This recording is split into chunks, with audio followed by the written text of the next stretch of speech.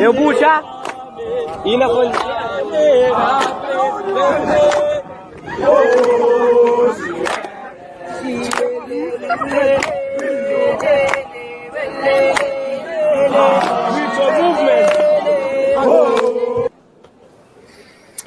Preeminence, the only way to describe the South African performance last week. Lackluster, probably a most apt description of the All Blacks last weekend. This is South African rugby nearing a 2-for-2 against a foe in which they have not overcome for many years, doing the double in Rugby Championship and before it, the Tri-Nations. My name is Coach Dave. Alongside me for this game, the Ozmaster, Otto Simon. 62,000 fans in Emirates Airline Park. Ellis Park, the home, arguably, of South African rugby.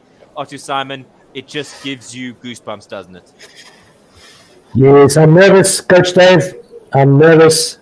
These All Blacks, these Kiwis, they are always up for a fight, and they're not going to lie down. If you are joining us from New Zealand, kia ora, good morning. 3 a.m. in the morning. So you're a better man than I, a better person than I, if you are up at that time of day to watch your team. Thank you for joining us. One World Sports Radio bringing you the second round of Springbok Rugby in the Rugby Championship. There we go. Signed by John de Villiers. Not endorsed. So, yeah. Right, so yeah. Let's give some perspective to where we are in Rugby Championship. South Africa only behind Australia because Australia picking up a bonus point against the Argentinians last week. Now, South Africa could rise to the top of Rugby Championship, but they will have a formidable All Black side rearing to fight back and gain some points in Rugby Championship so far. A couple of changes on both sides. Before we get into the squads, please make sure you like this video, subscribe to our YouTube channel, ding the bell because you'll know when we go live. We've got podcasts, we've got cricket broadcast, we've got rugby. We are with you every sport you want. Tweet us at OneWorldSR. That's the number one World SR. We want to hear your thoughts. You are part of our family. You are part of the commentary team. Go to Facebook as well. You'll see us there. Give us a like. Join in with us as we bring you every single moment of Springbok Rugby in Rugby Championship 2022. Right, South Africa with a couple of changes, and let me announce them to you. Retsegfaditswe in chair. Ox is at number 1 this week. He replaces Trevor Nyakane, who falls out of the match day 23. Joseph Dweba, a replacement for Bongi Mbonambi after the squad was announced on Tuesday. Bongi Mbonambi getting injured in training after that. Frans Moharbe, a man who picks up his 50th cap today at number 3. Your lock pairing is a familiar one for Springbok fans. Ibn Etzebeth, Lut Jager. And then an interesting stat, Siam Tanda Kolisi, Peter Steph Toy, and Dwayne Vermeulen, who makes his return at number 8. First time they're playing in a game together, the three of them, since Rugby World Cup Final 2019. It's great to have them back. Remember, Peter Steph Toy had a long injury layoff, and then Dwayne Vermeulen was likewise out for a long time. That is a loose trio that anybody in World Rugby would shiver in their boots. Jaden Hendrickse gets a start this week after Faf de Klerk was injured early on in the encounter at Mbombela last week. Andre Pollard is your general in the back for today. Magazola Mapimpi is at left wing. His right wing partner, Jesse Kriel, after Kurtley Arendse picking up a concussion as well as a 3-match ban for his late tackle, picking up a red card. A familiar duo in midfield, Damien de Allender and Lucanio Am is your magic pairing in the center, Damien Willemse at your number 15 position. Thank you very much, Coach Dave. And so New Zealand starting at the front, number 1 to 8, Ethan de Groot at loosehead, Samisoni Taukau at hooker, Tyrrell Lomax at tight head prop, Samuel Whitelock and Scott Barrett in the locks, 4 and 5. Shannon Frizzell coming into the team at number 6, Sam Kane, the captain, with number 7, and Adi Savia at number 8. The backs, Aaron Smith at number 9, Richie Moanga replacing Bowden Barrett. Yes. Yeah.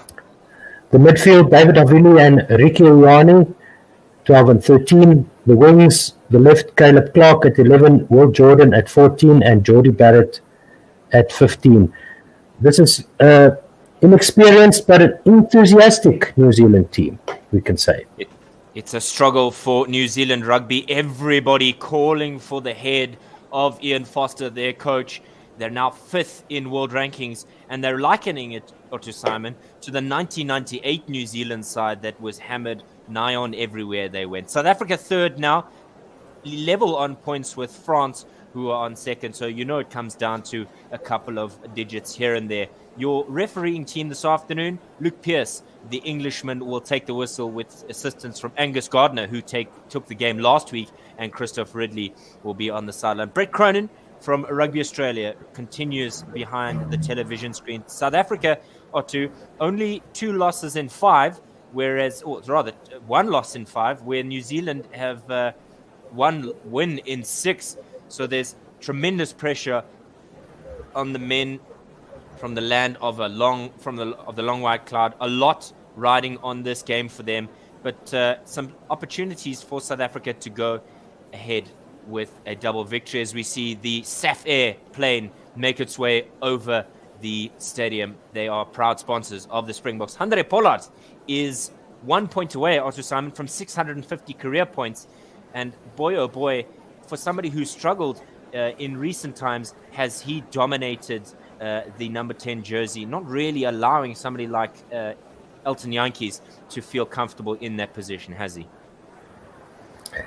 No, not at all. And across the board, in every position, except maybe Siya Kolisi's number 6 jersey, there is competition for places in the Springbok side. So that is something that was talked about during the build-up, where Scott Berger was saying anybody with half a leg would just be shoved into the starting team. But this team under Rassie Erasmus and Jacques Nienaber, the past five or so years, it's a different feel. It's if you're not performing, you're out. If there's somebody better than you, you're out. And that puts that healthy competition in place for that starting jersey. And then the whole concept of the bomb squad, the fact that you're not a bench player, you're actually part of the team. You're actually brought onto the field just to put the pressure back onto the opposition.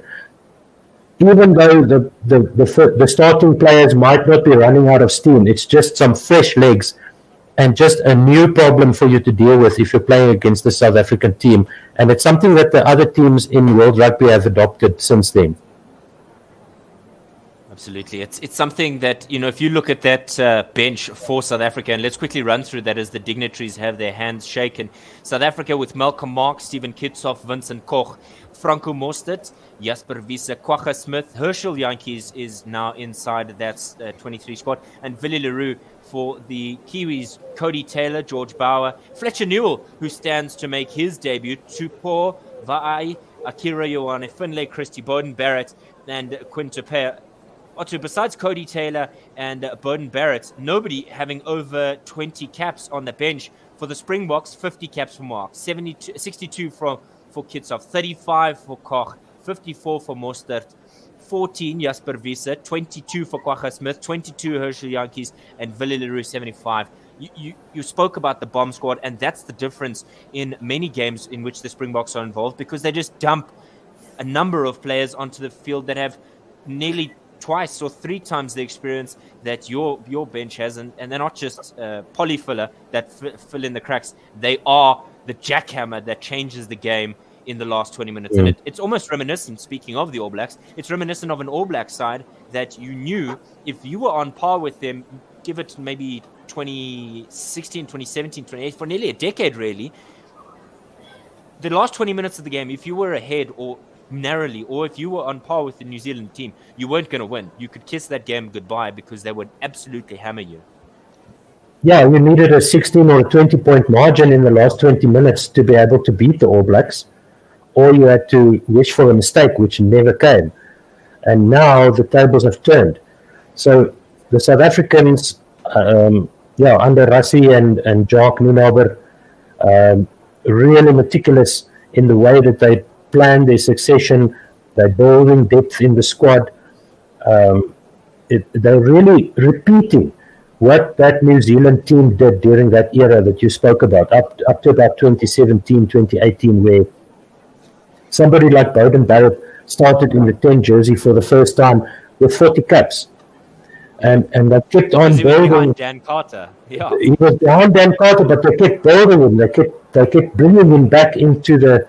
They kept bringing him off the bench and replacing him at 15, not necessarily replacing Dan Carter, but they just kept on giving him that confidence. So by the time that he actually started in the 10, he was ruling the world until his teammates let him down. So that's a big plus for me, because it's something that we've only seen really in South African sport in the Springbok team in the last 5 years. All the other teams that I'm aware of have always been hanging on to those stalwarts, those old players, old in air quotes, of course, experienced players is a better word. And then once those players retire, there's nobody in the wings. If somebody gets injured, there's a gap. And that's no longer the case. These guys, this team, they've really set the standard. We see the same thing being done now in the cricket team. I hope we see it in the football team. We saw it in the ladies' match earlier today, where you've got players on the bench that have played almost as many games, almost as many caps as the starting players, and it's all a team working together to one goal. As we see Siya Kolisi belting out the national anthem of the Republic of South Africa, our home that we love. Goosebumps. If you think, God Defend New Zealand is a fantastic national anthem. I will give it to the Kiwis. But Nkosi Sikelele Africa, with 60,000 fans belting it out, you know that it's going to be an epic encounter. You think of fields or stadiums like Murrayfield in Scotland when a Flower of Scotland plays. You think of Twickenham when God Save the Queen plays. You think of Auckland or Eden Park in New Zealand when these things come up. This is an encounter that every rugby fan will not want to forget, and it's one that South Africa will certainly not want to slip up with a banana peel. 60,000 fans, Otto Simon. It's an altitude. New Zealand coming off the back of a massive dismantling last week, 26 points to 10. How are they going to find some success here this afternoon? That's the question that Ian Foster will be asking himself. And that's the question we're going to ask you. Who's going to come up right here? Will it be the Springboks? Will it be the All Blacks? Go to Twitter at OneWorldSR. Tell us your thoughts. We want to know what you're thinking. Go to our YouTube channel and please comment on our YouTube channel. Comment on this video, like it, subscribe, ding the bell, and you are part of the One World Sports Radio family. I am chomping at the bit, Otto Simon. Yeah, dismantling indeed. It was just a continuation of that last test against Wales, where every time a Kiwi touched the ball, they just went 3 meters back and 2 meters back and just couldn't get near the gain line. So this is a great chance for the Springboks as we see the Haka, Aaron Smith leading the Haka. Let's see which one they're gonna pull out for us today. They usually have the ultimate one. I saw a rather amusing video of the 1970s All Blacks team doing their Haka, just a bunch of white guys slapping their knees. This is something different. It looks like it's going to be the traditional one. Let's see if they go down. If they go down and punch the ground. Yeah, this is the Upane Fititera. This is the original one. And stoic face of Siakolisi. There we go. Fititera. And they are ready. They put down the challenge in the shape of the spearhead. Have New Zealand with Aaron Smith leading the chant there for the island nation. That is one of the worst things about bringing you this commentary is that I can't listen to the Haka, but I'll gladly sacrifice that to be on commentary live. And here we go. Second round, Rugby Championship. South Africa in Johannesburg against New Zealand. Good luck, Kiwi fans. Yes, Joseph Dweba not breaking eye contact, having to be pulled away there by the number 16, his replacement, Malcolm Marx. 50th test cap last weekend, man of the match performance. I think this is an important thing to notice, is that Jock Nienaber is not willing to compromise on the plan, because you would have said, okay, cool, easy substitution. Bonambi gets injured, Malcolm Marx comes on and starts the game. The difference is that he's not gone with that. He's put Dweba in and then said, okay, Marx, you need to come on off the bench, because that shows that it's bigger presence than just what you expect, the expected decision would be. Joseph Dweba is a fantastic hooker, somebody who struggled a little bit with lineouts against some of the sides last year. I believe it was Georgia that he did play in that game, and so he will want to, and did play against the Wales earlier in that series, which South Africa lost by 1 point. But it's just one that I just want him to do well. I just want him to succeed, and South Africa will be receiving. Right to left is where the All Blacks will be playing. South Africa left to right. It's the traditional colors all round. Black for New Zealand and green and gold for the Springboks. We're seeing once again that Fly Safair aircraft making a pass over Ellis Park, reminiscent of the 1995 Rugby World Cup final, in which Lebombo, the 747-200 from South African Airways, flew over the stadium. That plane, incidentally, now at Rand Airport. So if you want to go see Lebombo, the 1995 World Cup plane, it still has the graphic of Good Luck Bokke. Go see it at the Rand Airport Museum, the SAA Museum. Right. That one was the Airbus A380, if I'm not mistaken. Richie Moanga with the ball. He's going to take it away, Coach Dave. Luke Pearce with the shrill of the whistle blast, high into the air, and it's in the 22 of the Springboks, far side of the park. Dwayne Vermeulen takes it. He gets support from De Jager and Frans Malherbe with Dweba over the ball. Hendrikse now directing his charges. He's got Peter Steph Toy in support. Kolisi on the blind side with Mapimpi. Where is he going to go? It looks like he's going to set up for a box kick. Does now. Hanging ball high into the air. Who's going to be under it? It's going to be Geordie Barrett who's going to collect the ball. And we're going to see how that one pans out. Yes, good take there. It pops out backwards, rather. And safe in the end from Samisone Takaweo. And referee Luke Pearce blowing his whistle. Early penalty for the Springboks, or to just a small handling error off the top there. Yeah, Tokeau knocking it on as Geordie Barrett and Makazole Mapimpi fought for the ball. It spat out on the New Zealand side backwards by Barrett, and then in the attempt to collect, Tokeau knocks it on. Springbok pudding, First scrum of the match, 1 minute played. 56 seconds to be exact. So let's see if we have some more comments from the people on YouTube wanting to know exactly how many minutes we've played. We will try and keep you up to date. Our scorecard is a little behind, and there is a break try and work on that. Aaron Smith eyes have fallen out. It's his contact lens. Okay. All right. He's having to, close one eye and poke himself in the eye. Nevertheless, time now for a scrum. Malherbe in his 50th game. Dweba replacing Bongi Bonambi. Let's see how he goes along with the other partner at the top. Retsego Faditswe and Che Ox also coming into the side against Ethan de Groot. 5 caps, Samisoni Takueho. 12 caps, Tyrell Lomax. 15 caps. This is a scrum that every forward fan will have licked their chops for. Oh, short-term penalty. South Africa not behaving. And so the experience that I spoke about, frustrating for us as Bok fans. Yeah, it seems to have been an early engage. Joseph Dweba being put in charge. The hooker is the leader of that front row. So handing the possession back to New Zealand. So let's see a replay here. So that must have been an early engage.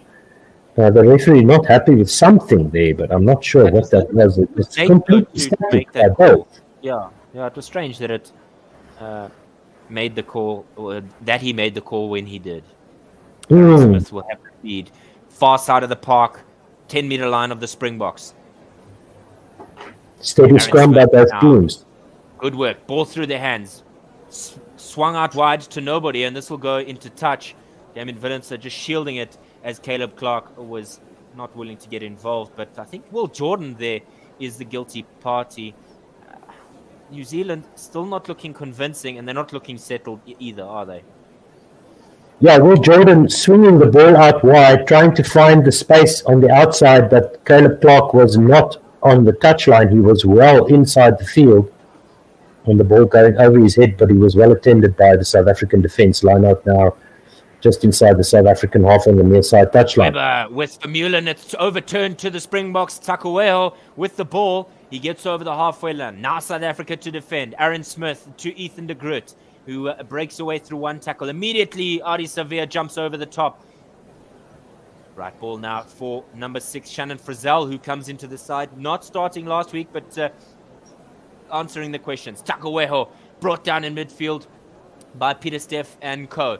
Smith to the blind side. Ball going through the hands. Nicely taken up by Geordie Barrett, but he's brought down on the far side of the park by Damien Willemse. Aaron Smith for Scott Barrett. Ball going through, crossing the field now. Cross kick, an opportunity for Caleb Clark to take it. He does.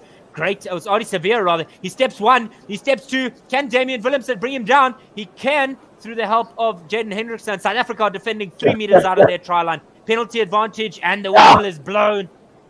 My word, I said that the New Zealanders weren't ready to go, and somebody's already been given a yellow. He didn't play around with that one. Damien Willemse has been sent out. Goodness me, I don't know what he's done there he didn't even have a safety on that pistol. Damien Willemse off in the 4th minute of the game. Wow. Yeah, so that was for just killing the ball there, I would assume, in the breakdown. So a yellow card to South Africa in the 4th minute. Richie Moanga will kick to the near side touchline on the left side of the field as we look at it. Let's just see if we can see what Damien Willemse did wrong here, because Adi Savia took the ball out wide. Jesse Krill missing a tackle. Andre Pollard missing a tackle as we continue. Whitelock with the catch as the All Blacks push hard at that Springbok maul. All clear. Peter Steff to Troy. Right, everybody else can join in. Kolisi waiting right at the side of that maul. Peter Steff trying to swim round and get through some black shirts. He's not able to get any momentum as neither side come to a conclusion. Well, both sides come to a conclusion. Ball pops out. Jaden Hendrickson, blind side, kicks it through. Grab a kick. Now there's some chase here for Jesse Krill. He's got some support from Sia Kolisi. I think the referee's blown his whistle. Right, Springbok again Oh. collapsing them all. Springbok, and Che, Ox guilty this time. I really thought that South Africa had an opportunity to get going there. Luke Pierce is killing me here. You got to call those earlier, my friend. Playing the ball on the ground was the call there by the referee. And New Zealand just in two minds here. And eventually Sam Cane, I think, points to the near side touchline. No, they went to scrum to New Zealand. Not a bad pass That's a there by brave call. Smith. Just having a look at it, Otto. I mean, what have you picked up there? It was just a bit of a melee. Yeah, and then the referee saying that the Springboks played the ball on the ground, which seems obvious now in the replay. It just looked like New Zealand lost control of the ball, and the Springboks capitalized on the ball popping out. And I thought it was a very good option there by Jaden Hendrikse, thinking on his feet, immediately punting the ball down the field with all the attackers being up, and difficult to transition from attack to defense when you're that close to the try line. Everybody will be up in attendance, and we see. The Springboks. Sure, not happy is Takueho. The ref wants everybody to be perfect. This ref is a stickler. Something else. Yeah, a stickler for detail. So in this case, good for the Springboks. Yeah, they're able to get out of jail there. And we saw it in the Spanish women's game against the South African Springboks, in which they dominated 44 points to 5. Again, referee Luke Pierce blowing his whistle much later after the early engagement. Surely early engagements are obvious, Otto, or is it just me missing out on the obvious? I'm not sure what that penalty was for, to be honest. Right, good catch there by Scott Barrett, but it immediately collapses through them all. 7 minutes now. Aaron Smith looking. Will he set up for a chip kick? He doesn't. He goes to number 6, Shannon Frizzell. He takes it into contact. Aaron Smith again. Takueho finds himself Dwayne Vermeulen in the middle of the park. Again, they go to the right-hand side, but shoved back by Joseph Dweba. Good bit of work by the Springboks. Aaron Smith still on the ball. Richie Moanga finding number 13, Rico Ioane. Fantastic mullet haircut that he's sporting. Going towards the side, our near side of the park.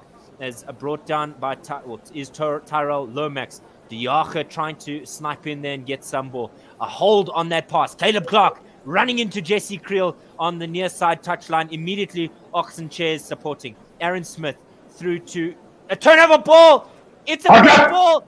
It's Peter Stuyvesant. He's running for the try line. He's about 15 meters. Oh, he's brought down just inside the 22. No support. Look on your arm. He's 1 meter short. He's got support from Springboks. What can they do with it? It was an intercept by Peter Stuyvesant that changed this game. And the Springboks have been held up 5 meters short. What on earth happened there? Peter Steff with an intercept and nearly 60 meters.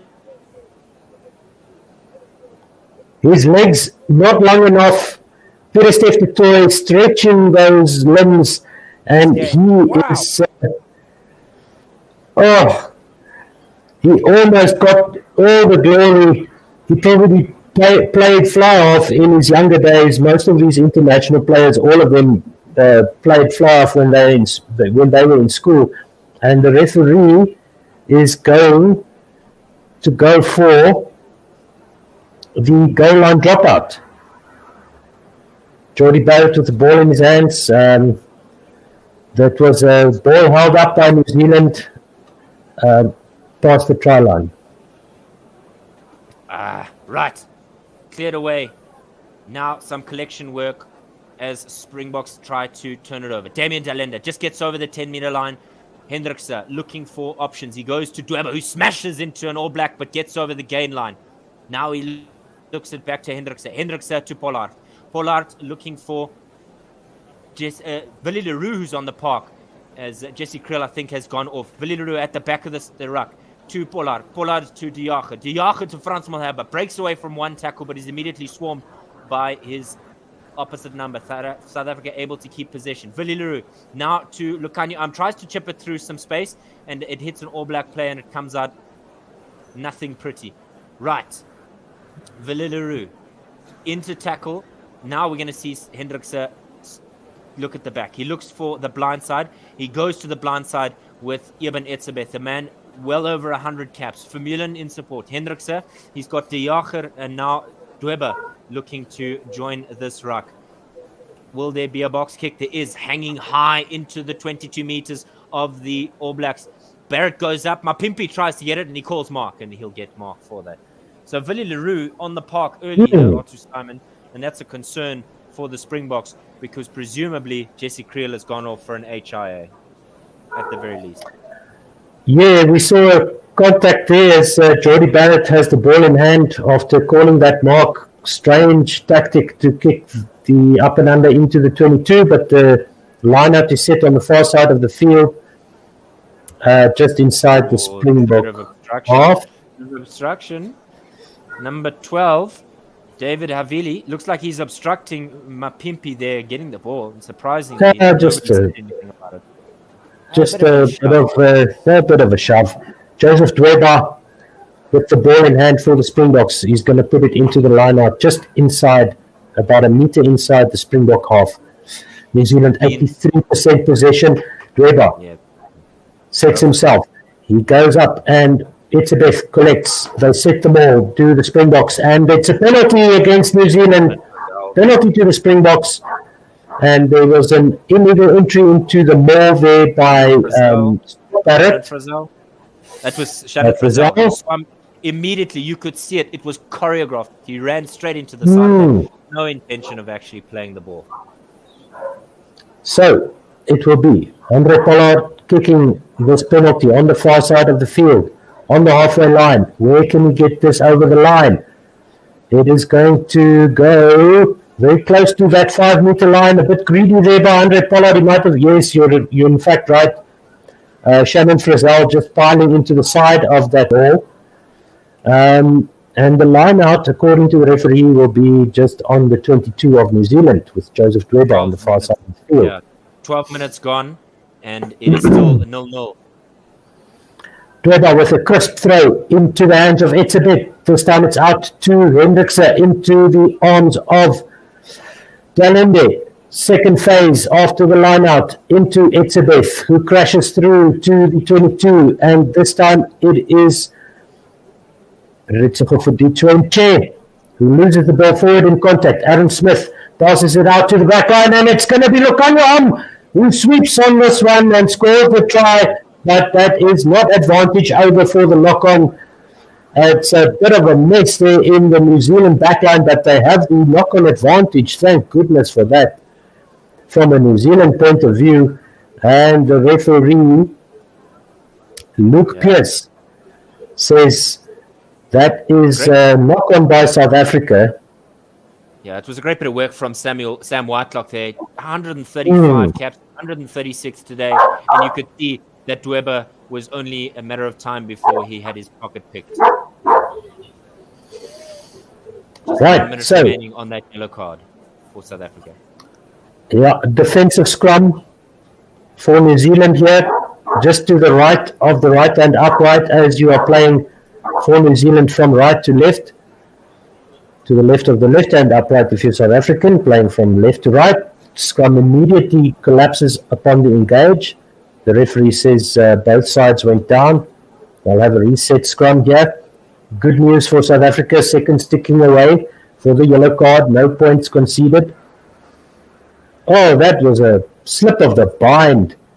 Slip of the bind by the number 3 for New Zealand, Tyrell Lomax. Yeah, and the thing is, the assistant on the far side didn't pick it up. That's or the near side rather, didn't actually pick it up. That's the frustrating thing if you're a green and gold fan. But no, excuse me, that was Ethan de Groot. That was the Lucid. So I'm not sure. Let's see. Yeah. Time up on the yellow card as well. He'll be making his way back on the park with Willemse. It's a concern. Again, we're having a look at that, and it'll be an all black penalty for the scrum. South Africa slipping. And I think it was Frans Malherbe losing his footing, went straight down on the engage, and that's a penalty to New Zealand. Relieving penalty kick for Richie Moanga now, and he sends this one over the far side touchline. Where will the flag go up? It's about 5 or 6 meters in the New Zealand half on the far side of the field. So Frans Malherbe just slipping there, the clumps of grass on his feet. The Ellis Park pitch, the Emirates Airline Park pitch, excuse me.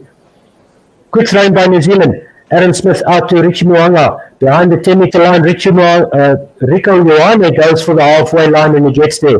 Aaron Smith in the middle of the park. Richie Mo'unga with a chip kick over the top, caught on the 22 by Makazolo Mapimpu in cover defense. He's got support from Lucanio Am. They should be able to secure the ball, and they do. Jaden Hendrickson is in attendance at the back of the ruck. Into the pot of forwards they go. Frans Malherbe carries it up. In between the 22 and the 10-meter line in the middle of the park are South Africa. Setting it up here for the box kick, but the ball squirts out. Goes out to Siya Kolisi on the near side. Lucanio Am with a chip kick forward. That's going to be caught and well fielded by New Zealand behind the 10-meter line. Jody Barrett running across the field on his 10-meter line. Out to David Havili, who sends this one through the air. Bouncing infield inside the 22 of the Springboks. Awkward ball for Andre Pollard. Villeneuve there. Cleans it up. Sends it back down the field. Down the far side touchline. And Jody Barrett has it inside his 22. He sends it back. And with not much interest, it will be a Springbok line out. No, nope. The ball is cut out. Andre Pollard has the ball inside his 22, and he's going to send this one over the far side touchline. Let's see where the referee puts the flag up. And that will be inside the New Zealand half. A bit of a battle of attrition. Dreifings, as we used to call it, driving the ball from one side to the other with the kicks. New Zealand, once again, not wasting time. But they miss their throwers. Andre Pollard picks it up into the hands of Damian Williams, who's back in the park. He's over the 10-meter line. He sends it to the near side of the field with a kick. Caleb Clark cleaning up for New Zealand. Is he hanging on there? No. Lucanio loses his footing as he tries to steal that ball. Jody Barrett into the fray now. 5-6 meters out on New Zealand. Mo'unga with the clearance kick. Getting that ball back from Aaron Smith. And it goes over the near side touchline. The flag will go up around the 10-meter mark. That was a dangerous move by the Springboks. They almost had the better of New Zealand there. It's a battle of attrition. Both sides making some basic mistakes. Both sides just trying to get the ascendancy. Good contest all around. Yeah, it's a test match rugby as it should be. The 17 and a half minutes gone at Emirates Airline Park, Ellis Park. And now South Africa will have the feed in to the line-out going for Vermeulen. An experienced campaigner, a calm head, a Rugby World Cup winner, directing things. It's the best way to take. On the 10-meter line of New Zealand, the maul is set, but it's tactic for South Africa. Going backwards a little bit here. Good work from New Zealand. And Hendricks has to take it out into the hands of Damian Willems. And he gets brought down. Jaden Hendricks tries the kick over the top, but it's charged down, and Siya Kolisi is shepherded over the near side touchline in between the 10-meter line and the halfway line of New Zealand. South Africa managing to keep territory, but the possession eluding them. 18 and a half minutes gone. It's a difficulty that South Africa are going to face with their back line now, because remember, they've gone with a 6-2 split. Last week they were lucky in terms of injuries. Today, not so much. New Zealand with the feed, and the ball goes into Caleb Clark's hands, who gets brought down in the middle of the park, just short of the halfway line. Aaron Smith to the far side, into the hands of Richie Mo'unga.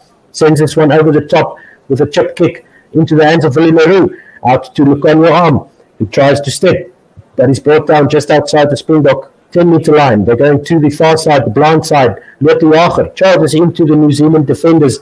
There's some support there, but New Zealand managing to slow down possession for South Africa. Jaden Hendricks lining up yet another box kick. Don't kick those box kicks into the 22, please, Jaden. From his own 10-meter line, the ball is going to come down just inside the 10-meter area of New Zealand, and it looks like the Springboks have regathered this. New Zealand driving them back, and they do have possession. And Aaron Smith to Mo'unga, to Caleb Clark, and in the middle of the field, Havili tries the chicken wing pass, out to Rike Ioane, but it finds the near side touchline inside the 10-meter line of New Zealand, and South Africa will have a good position on the field. And a line out, and 20 minutes gone. Nul points partout. Absolutely. He was trying, David Havili, to show off like Lucanio Am did last weekend, and the last time these two sides met before the encounter from the prior weekend, where he had that behind-the-back pass. I think it was Spoon Corsi that scored in that game, not in the side. Oxenche, Retsagufaditswe in Che, is getting some treatment now from the medics around his neck. Hopefully he'll be okay. But some concerns here for the Springboks, because if there's another injury, you'll have the spares come on, and scrum heights across the front row are such a crucial thing, and they are such a necessary plan to the South African success. And so we don't want to see any injuries here. This is a game that Otto Simon is almost a far trial compared to what we saw last weekend. I mean, it was, like I said at the top of the broadcast, preeminence. That's what you saw from the Springboks. In this instance, game-changing from the All Blacks. They actually are coming out here to play Test match rugby. They've not folded, and maybe some of the errors will be something for them to work on. Eben Etzebeth with the catch gives it to Dweba. South Africa try and get some forward momentum, only going laterally. They get 1 meter over where the throw was taken. Dweba pushes forward with Kolisi and De Jager in support. They are just ambling their way towards the 22-meter line. Will they be brought down or shoved out? Hendrickson now with an advantage for the Springboks, and the referee Luke Pierce is still keeping his arm aloft.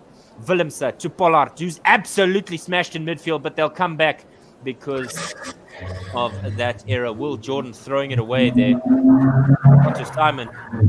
Wow. Yeah, New Zealand managing to get those mismatches going. They're stretching the Springboks from side to side a little bit. They are taking on the Boks in the middle as the Boks try to force their way through. So it's a much better performance here from New Zealand. They're looking dangerous.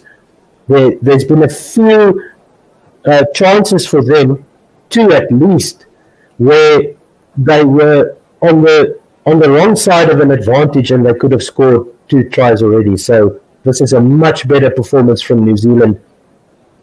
They really look up for it. The Kiwi try line are South Africa with their own throw from that penalty. Who will be the recipient? Presumably, De Jager will be the man to collect the ball. Peter Steff joining the line-out as well. Dweba searching for his marksman. He does. It's De Jager. Good call there by Coach Dave. It's like he almost knew. Dweba. No, the South Africans have been penalized. This is frustrating. Skew throw. Fans. Great work by the men in black. Yeah, skew throw onto the right shoulder of the jumpers of the Springboks, playing from left to right, and just not straight enough by Joseph Dweba there. So it's going to be a scrum to New Zealand on the 15-meter line, 10 meters out from their own try line. Aaron Smith with the ball in hand, psyching up his teammates as he did during the Haka. Absolutely. Malharba getting some new wheels, so that's why we'll see a brief break in play. Sam K. Mike saying, "Go South Africa. Our Queens did it 44-5. Now it's all on you, Boka." Anis Mohammed, one of our commentators, saying, "Gents." Well, hello to you, Anis Mohammed. Tweet us at OneWorldSR and comment on YouTube if you want to be part of the family. We will read out your comments. Wow, oh wow. Otto, I almost think that the first team to score is going to win this game. I called it that the ladies' game that the Springbok women would win. They did. I wonder if the first team to get points on the board is going to win this game.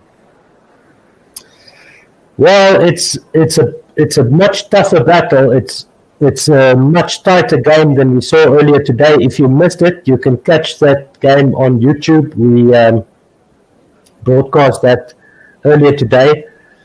Start that caught us out a little bit, and we couldn't put it out on all the channels, but it's there on YouTube on One World Sports Radio. So Aaron Smith is ready to put the ball into this defensive scrum for New Zealand. 22 and a half minutes gone. It's still goalless. It's 0-0. Right. Ari Sevilla picks it up out the back. Tries to find David Havili. Brought down in the center of the park. 22-meter line. Ball going through the hands. Richie Mo'unga finding number 13, Rico Ioane. He's got space. He's got Will Jordan on his outside. He's broken away. The fantastic tackle late there by Damian Willemse, but still not able to stop things on the Springbok 22-meter line. Now there's a massive shove from everybody to try and retain possession of the ball. Richie Mo'unga offloading to Geordie Barrett. Support with David Havili. Aaron Smith with a penalty advantage. South Africa now have to try and defend here. Manfully so. Ari Sevilla going over the top and brought down immediately centimeters later. And they'll go back for the penalty advantage from the Springboks to the All Blacks. It was an offside man in green and gold. That's much better from the All Blacks. This is the All Blacks that we know and fear. Just turning defense into attack, and in a blink of an eye, they have two backline players running full speed at the Bok defense, and they end up on the 22-meter line where they get the penalty as the Springboks go offside at the ruck. And that's just stretching wide. Will Jordan and back inside, and then back to Will Jordan, back to Rico Ioane, back to Will Jordan, just making meters with every stride. And the Springboks coming up too fast in defense there off the resulting ruck of the tackle of Will Jordan on the far side of the field inside the Springbok 22. And Richie Mo'unga, 16 meters in from the far side touchline, has a chance to score the first points of the match. 24 and a half minutes gone. Yeah, now on 80% from the kicking tee is Richie Mo'unga. Somebody who's kind of played third string to the late, not the late, he's still alive, Dan Carter and the other Barrett, Bowden. We wish him well. We wish him well. Yeah, all too easy. 3-0 to the Kiwis. They lead at Ellis Park. I wonder how much that will impact the game. 25 minutes gone. It's 3 points to 0. The New Zealand team all over the Springboks there in that last move. So lucky for the Springboks that it didn't turn into 5 points. Luke Pearce guiding everybody. Andre Pollard hangs this bomb high in the air. Who's going to get under it? Good catch, Caleb Clark. Now he gives it for forward momentum to Shannon Frizzell. Brought down halfway between the try line and the 22-meter line. Sam Whitelock finds himself in a sandwich between Siyakolisi and Oxenchair. Ball goes back out to Richie Mo'unga. Thumps it away towards the far side touchline. Is he going to keep it in? No, he isn't. Willemse collects it. Throws it to Dwayne Vermeulen, who's fielding at the back of that South African territory. Andre Pollard, dummy throw. Brought down just over the 10-meter line of the All Blacks. Hendrikse finding Loort de Jager. Hendrikse again. Willemse hanging it high. Is there an opportunity for Lucanio Arm out on the wide? He gets it. Oh, and he's bubbled it. He picked up by Adi Sevilla in his own 22.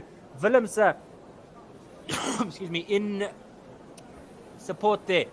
Penalty advantage for the All Blacks. Samisoni Takaweo just over his, or just shy of his 22-meter line. Caleb Clark breaks away. He's got acres of room. He tries to beat Willie Leroux and Damien Willemse, but it slips. Now, over the halfway line, David Havili. The All Blacks with space out wide. Will Jordan, can he break away? Brought down by Ibn Etzebeth, just on the 22-meter line of the Springboks. The All Blacks pounding at the door of the Springboks. Richie Mo'unga in the middle of the park. Brought down by Joseph Dweba. Ball goes to Takaweho. He's got his forward pack in support. Breaks away and is brought down. Then South Africa now have to keep working as Frizzell gets over the 22-meter line. Aaron Smith thinking about the blind side. Throws the dummy. He eventually offloads. 5 phases now for the All Blacks. 27 minutes gone. Penalty advantage for the All Blacks. Ball in the hands of Geordie Barrett. To Will Jordan. Will Jordan for the corner. He's turned it over to Sam Cane, and New Zealand's captain crosses the whitewash. It's a try in the corner in the 28th minute. And All Blacks have the first try of the game. 8 points to 0, 27.5 minutes gone. Otto Simon. Wow, this is the New Zealand team that we've been missing for the past year and a half. This is what the Springboks should have been prepared for last week, but they didn't encounter, and here they are, back in black, and making South African hearts sink, because if this is the way they're going to play for the rest of the game, they are going to smash us, Coach Dave. We will need to keep up with the speed. We saw it in the first 20 minutes, the fast lineouts, the fast play, trying to speed the game up, trying to get the game going into the realm of Kiwi rugby, into All Blacks rugby territory. The Springboks need to slow it down and bring it back to the slow poison of Springbok rugby. So well done, New Zealand. They have to control this game. 2 points on offer here for Richie Mo'unga. Far side of the park, right against the touchline as the clock ticks towards the 29-minute mark. This is Test rugby as it should be.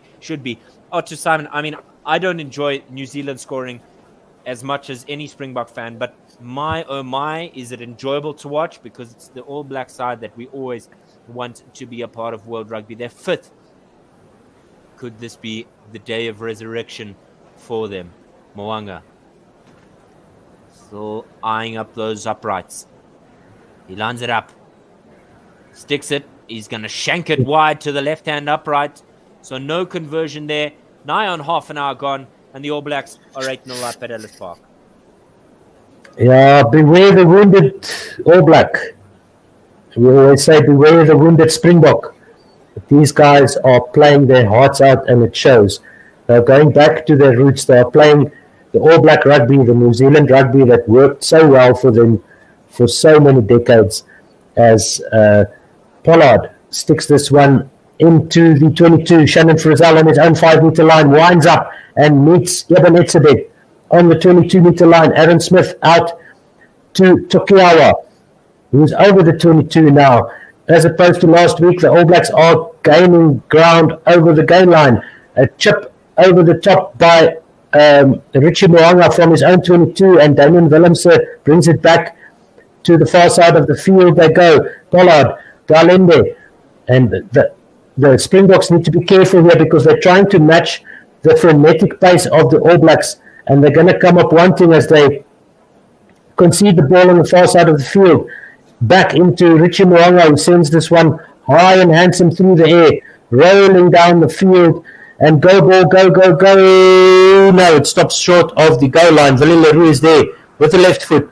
From his own 22 on the far side of the field, the ball will cross the touchline, and it will be a throw-in to New Zealand on the far side of the field, about 5 meters in from the 10-meter line. Joseph Dweba is on the bench. Malcolm Marx is on. So that's a bit of a knee-jerk reaction. I would have given Dweba a little bit more time, but Malcolm Marx is on the field. And Tokiawa is there with the ball in hand on the far side of the field for New Zealand for the attacking line-out. Just outside the 22 of South Africa, Sam Whitelock goes up. Tokiawa with the ball back in his hands. Havili breaks one tackle, breaks two, gets brought down on the 22. And it's Shannon Frizzell who crosses the 22 now. Aaron Smith out to Sam Whitelock, who muscles his way over the 22 once again. Aaron Smith into the hands of one of the forwards. They go to the blind side now, the far side, making meters with every move, as opposed to last week when they were just tackled back. New Zealand doing a great job of grinding down the Springbok defense.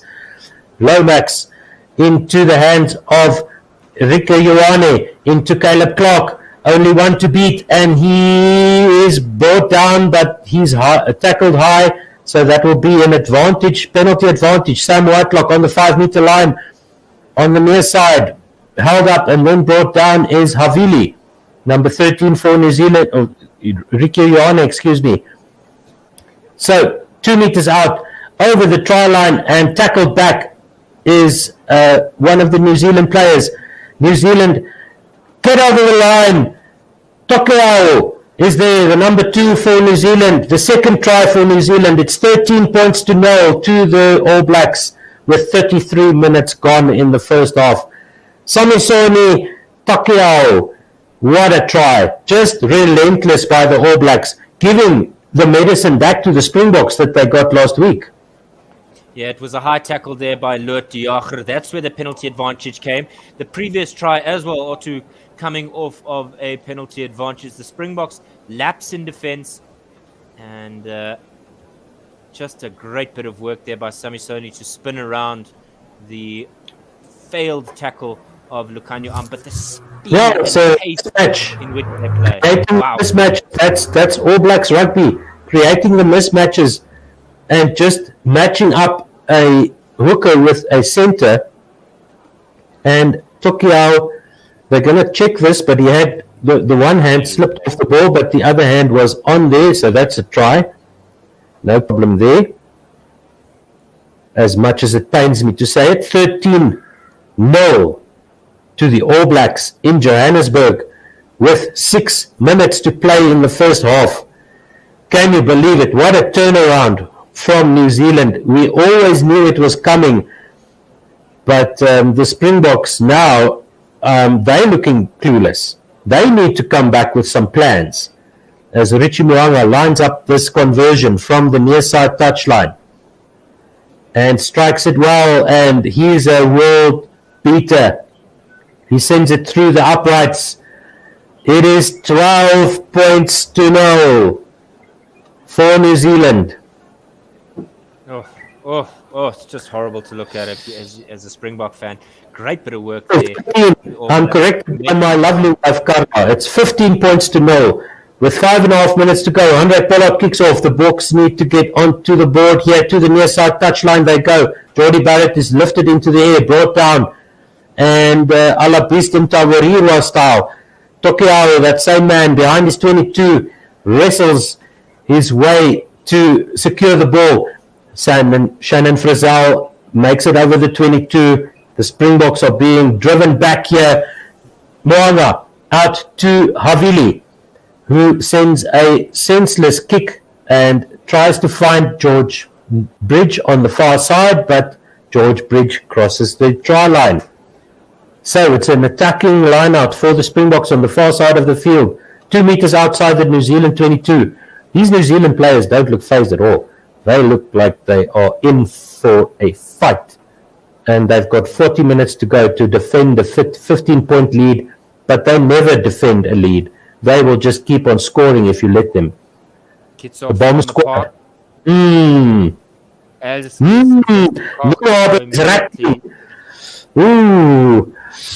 The Kiwis have rattled the South African coaching box. They're sending Kitsoff on early. They sent Malcolm Marx on early. Let's see. Frans Malherbe.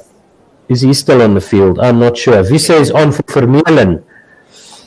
Oh, okay. Malcolm Marx on the far side of the field, just outside the 22. And thank goodness Peter Steph du Toit gets the ball for South Africa. They get a more going, but it stopped just inside the New Zealand 22. This is an absolute mammoth performance by the New Zealand forwards. Malcolm Marx at the back is hanging on to the ball. The ball is moving very slowly forward, and now it stops. Jaden Hendricks has no choice. Pollard out to him. Willemse, Lucanio on the near side touchline, and he makes it over the try line. He gets the first 5 points for the Springboks. Lucanio if that is not a DIY try, I don't know what is. That is almost better than the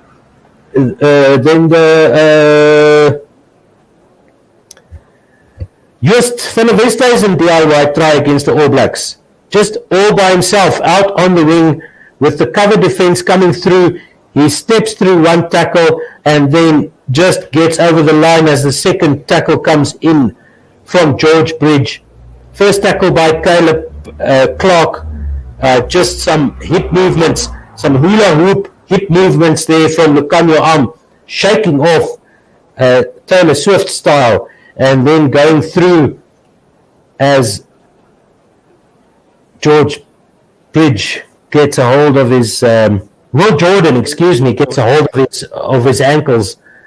Look on your arm, you beauty. 5 points to 15. Still New Zealand lead, and Handré Pollard will try and convert from the near side touchline, right on the touchline. 2.5 minutes to play in the first half. 1 minute, 1 point away here is Handré Pollard from 650 career points. Does he? Go in, yes. Yes. Hit the left hand upright there. Pollard sends it in, and it's 7 points to 15. Now the Springboks trail New Zealand in Johannesburg, and the Springboks, they know this is not an easy task. And as we were talking about beforehand, you need to be far ahead of New Zealand in the last 20. The kickoff from New Zealand, from right to left, goes into the hands of Jasper Visser, who has already replaced Dwayne Vermeulen.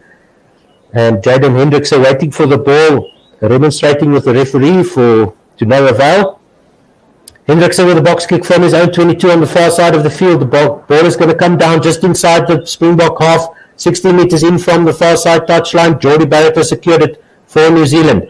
There is a fair contest sign, but Aaron Smith has the ball, who goes back to Takai.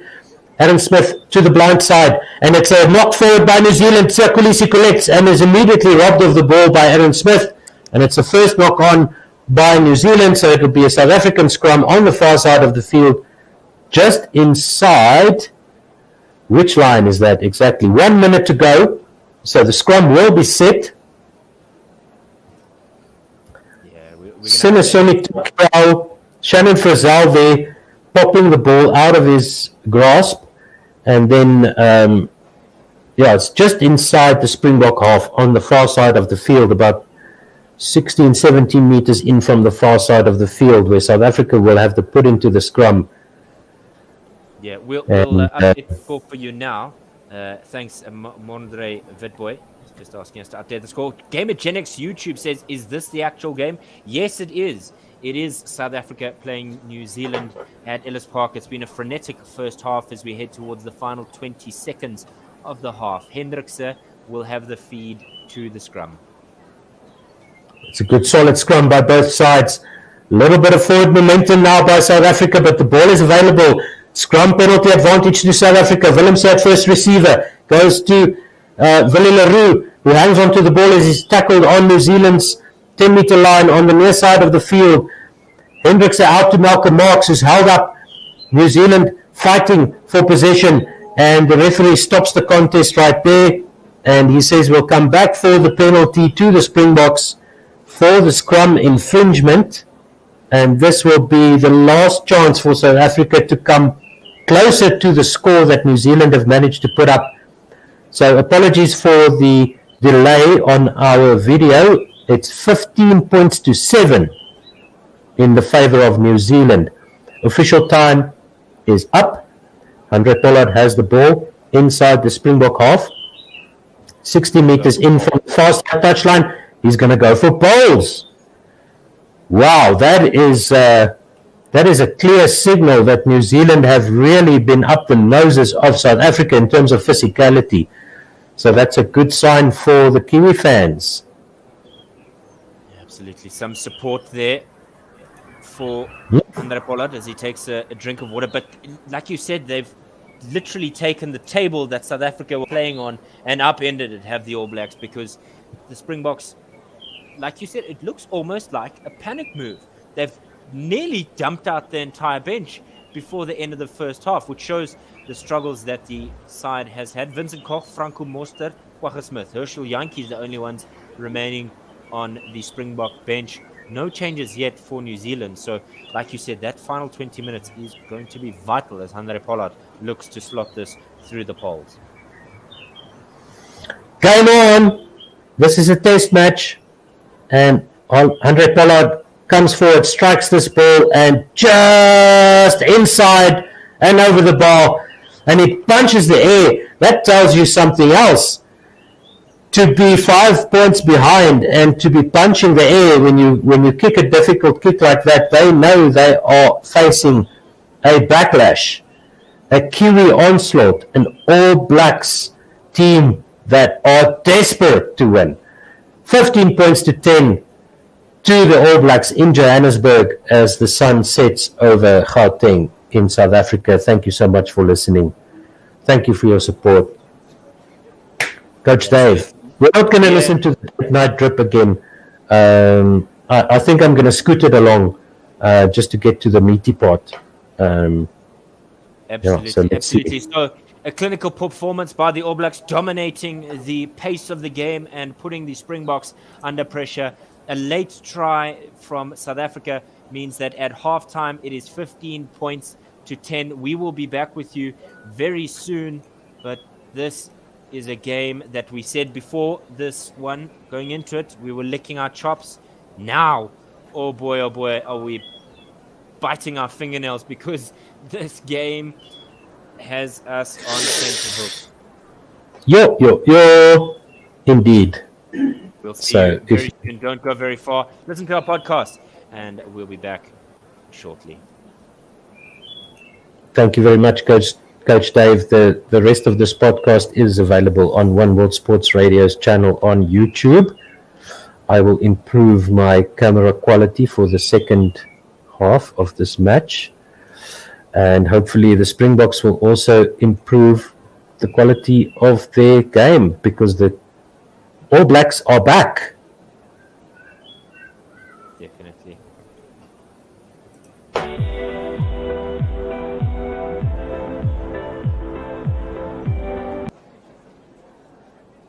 It's not a good start with the kids. Wahid, Chelsea just going through the most right now with this kit. I don't mind that home kit. I think it looks quite nice. I think the detail of the color is quite cool. So like I don't hate the home kit as much as everybody else, but the away kit is an absolute travesty. That should not be a football kit. It shouldn't be a fashion item. It should be nothing. It's that terrible. Dean, what do you think? No, I mean, you can see what they tried to do on the home kit, where like they made it blue and then tried to be a little bit extra at the end, and it looks like they sewed their grandma's tablecloth on the edge of the collar there. So it doesn't look good there. And they ran out of the same material and used the same thing on the away kit there, and just stripes. So it's shocking. I mean, their fashion is about as good as their transfers have been this summer. So it's bad. So yeah, Chelsea fans have not a lot to look forward to on the pitch, in my opinion, and even less to look forward to in the wardrobe. So well, yeah, the transfers have pretty much just been gazumped by Barcelona, and I don't think Barcelona are going to be gazumping their kit at any point. That's true. So, Dean, this is your season. This is your moment. Nike has let everybody down. But they let us down the most.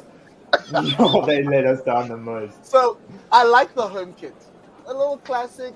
It's Spurs. Like, you can't run away from the white and thingy. But that away kit, I'm not. The Billabong FC. I think that's what we're going to call you for the rest of the season when you wear that kit. But hopefully it brings a trophy, because this isn't great. Like, I was thinking about it. I mean, fine. Like, the home kit that's white, the neon yellow, I'm not the biggest fan of, but like the previous seasons have been navy, so see they want to go a little bit out there. And literally, our only saving grace is that there's not a lot of teams that play in white in the Premier League, other than like Leeds, I think. So off the top of my head, so at least we'll wear the home kit a lot more often than we will have to wear the away kit. That away kit, when I first saw it like a year and a half ago, like leaked, I was like, please. Like after the third kit we had last season, it can't get worse. And then they released this purple black. It was, and they're trying to be like street, and the promo videos for it look. And everyone's like, no, guys, it looks good on the play. It doesn't look good. It doesn't look good on anyone. It doesn't look good anywhere. Question. What shorts do you wear that away kit with? No shorts. You should not wear it anywhere. You must not wear anything with it. Like that.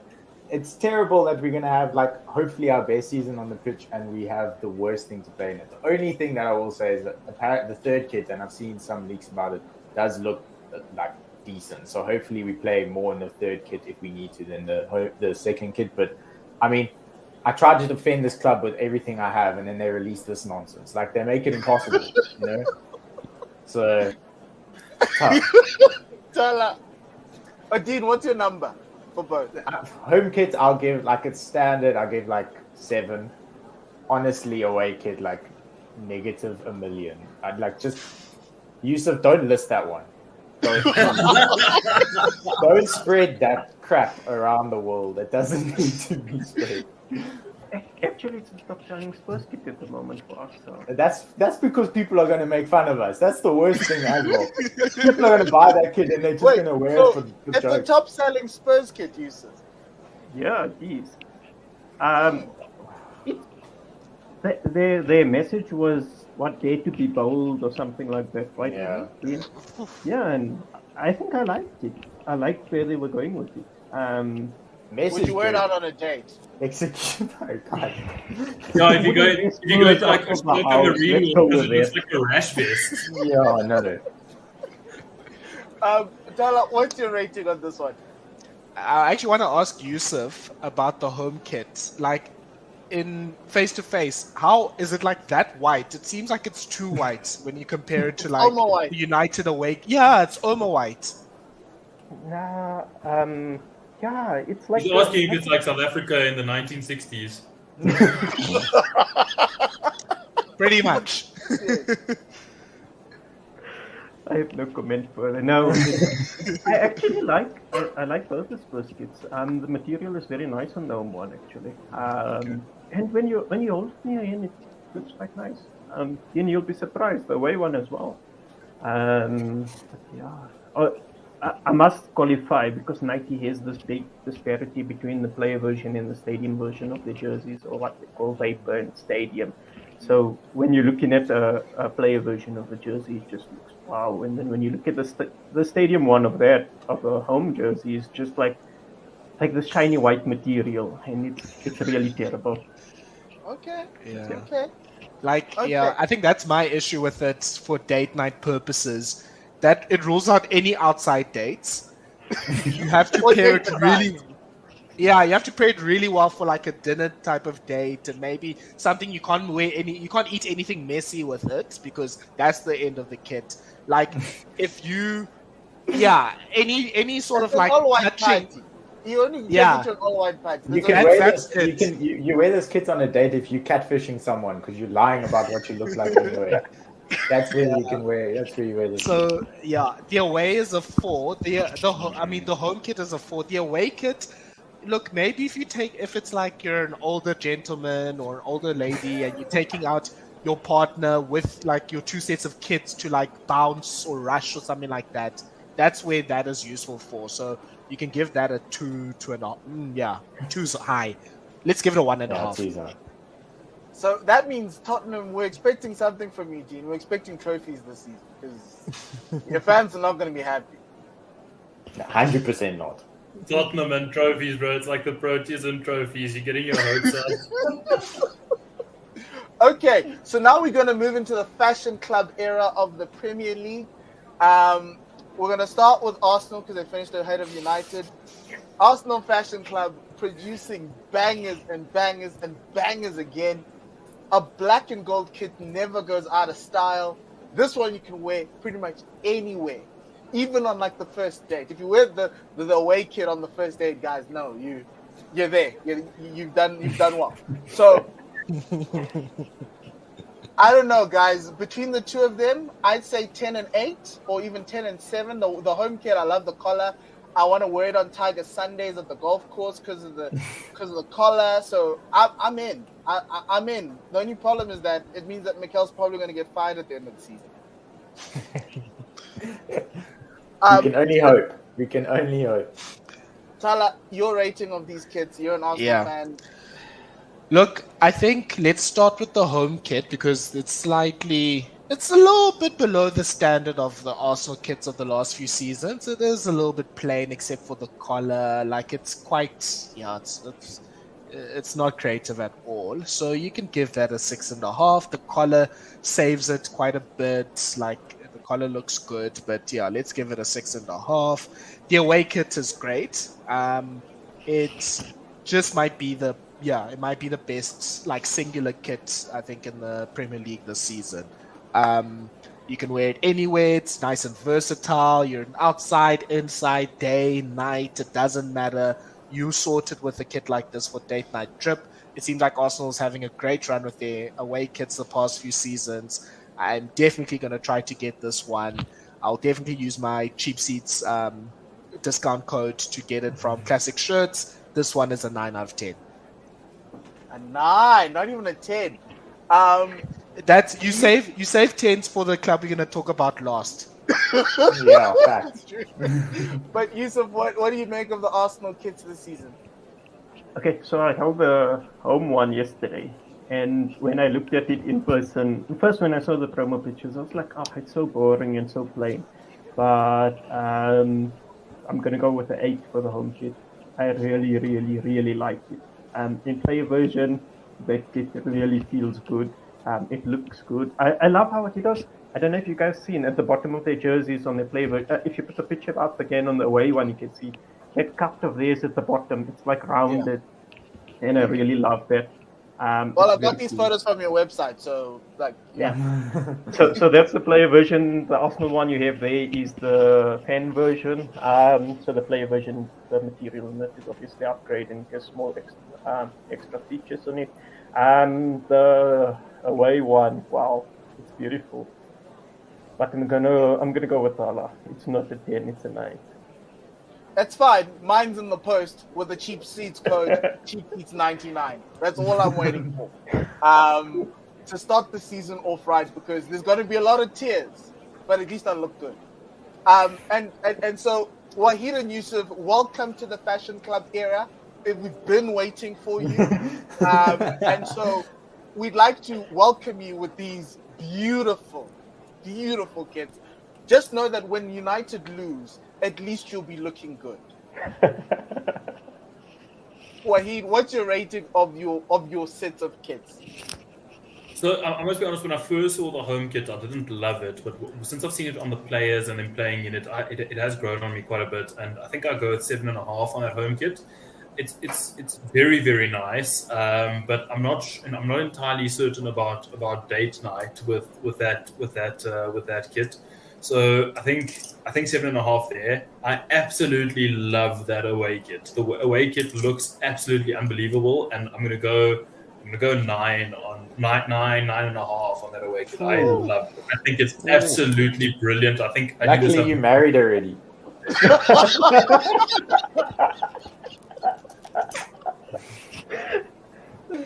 We thank. You are well done. And I'm sure your wife will like you wearing a white shirt on a date.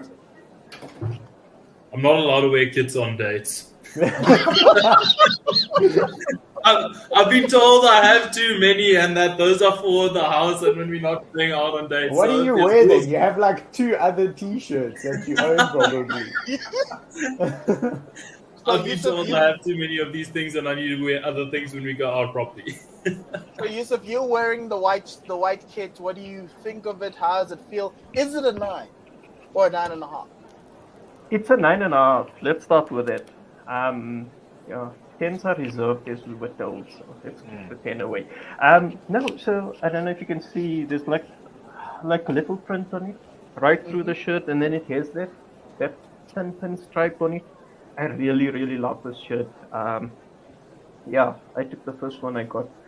The design on the collar looks nice. I know there's references to LA Galaxy had a white kit with blue design, with blue and gold like this or whatever, but it's nowhere near the same thing. And then the stripes reference to the 99 away shirt. I really, really like that as well. It just feels great. The badge isn't too big. Isn't the badge too big? That's what I was worried about. The badge. That badge. I didn't want the.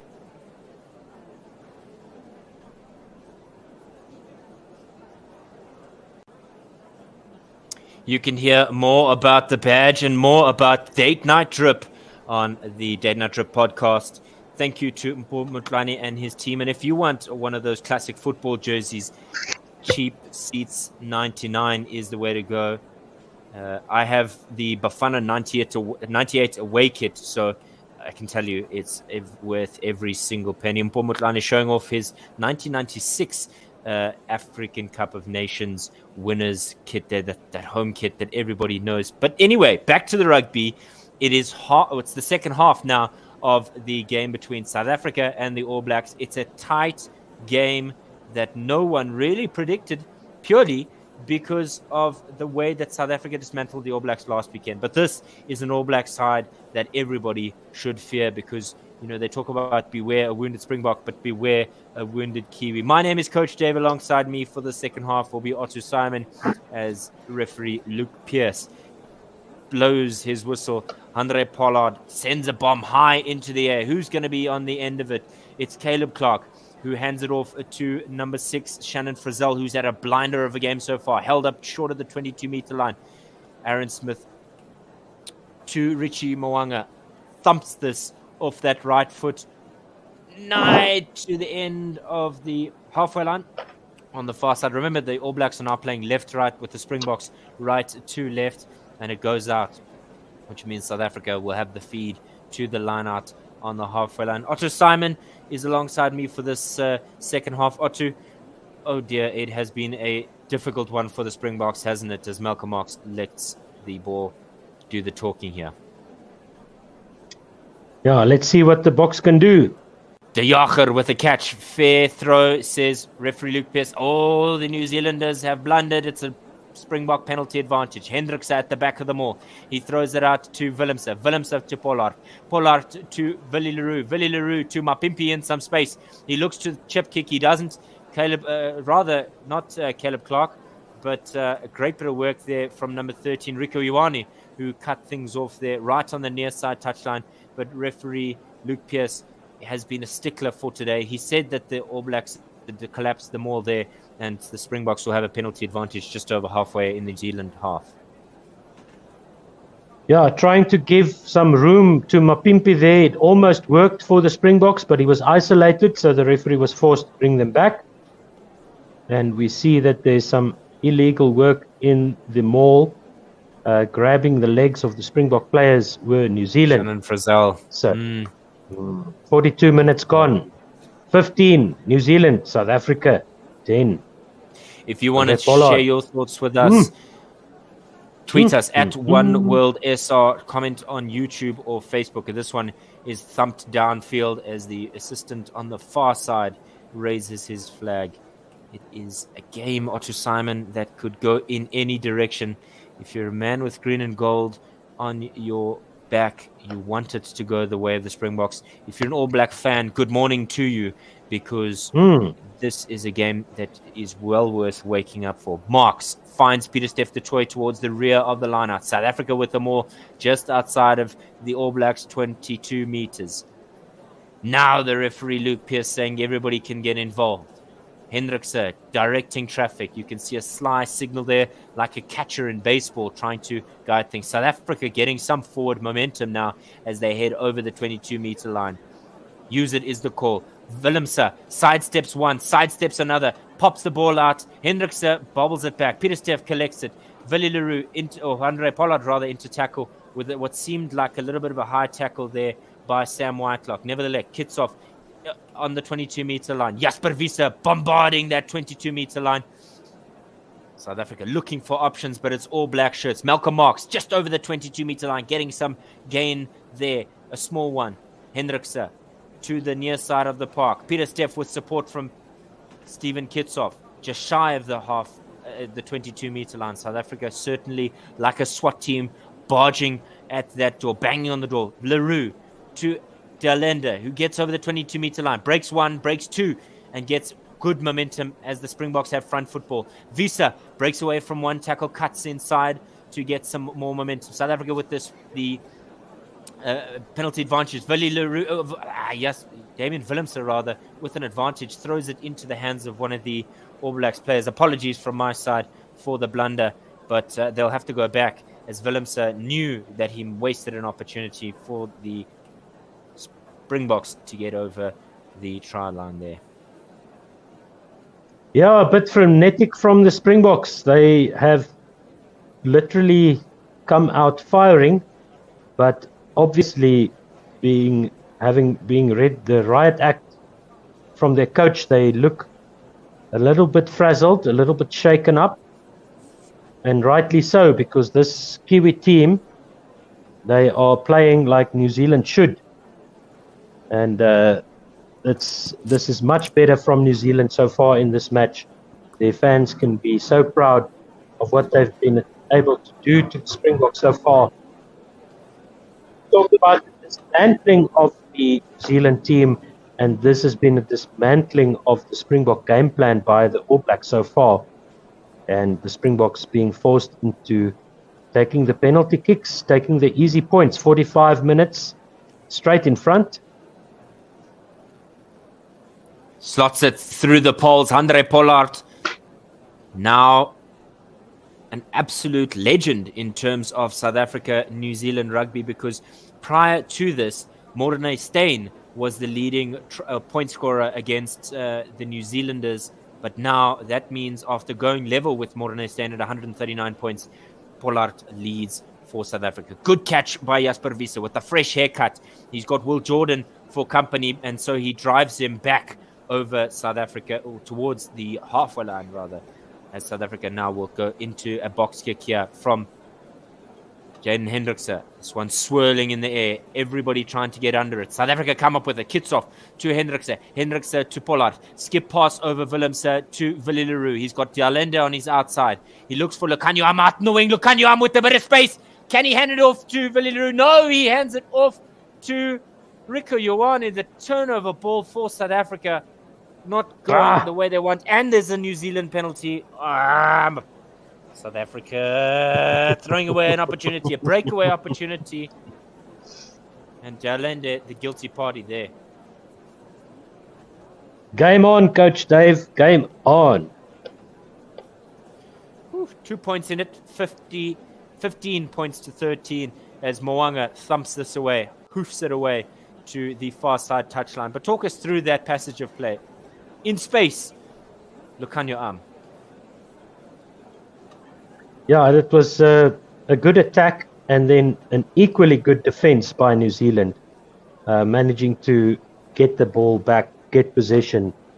And from this position, they will just want to control things. South Africa look like they could turn over the ball. They don't. It's immediately picked up in midfield by David Havili. Sam Whitelock now rather looking for some opportunities there. Smashed by Wiese, and there's now going to be a brawl.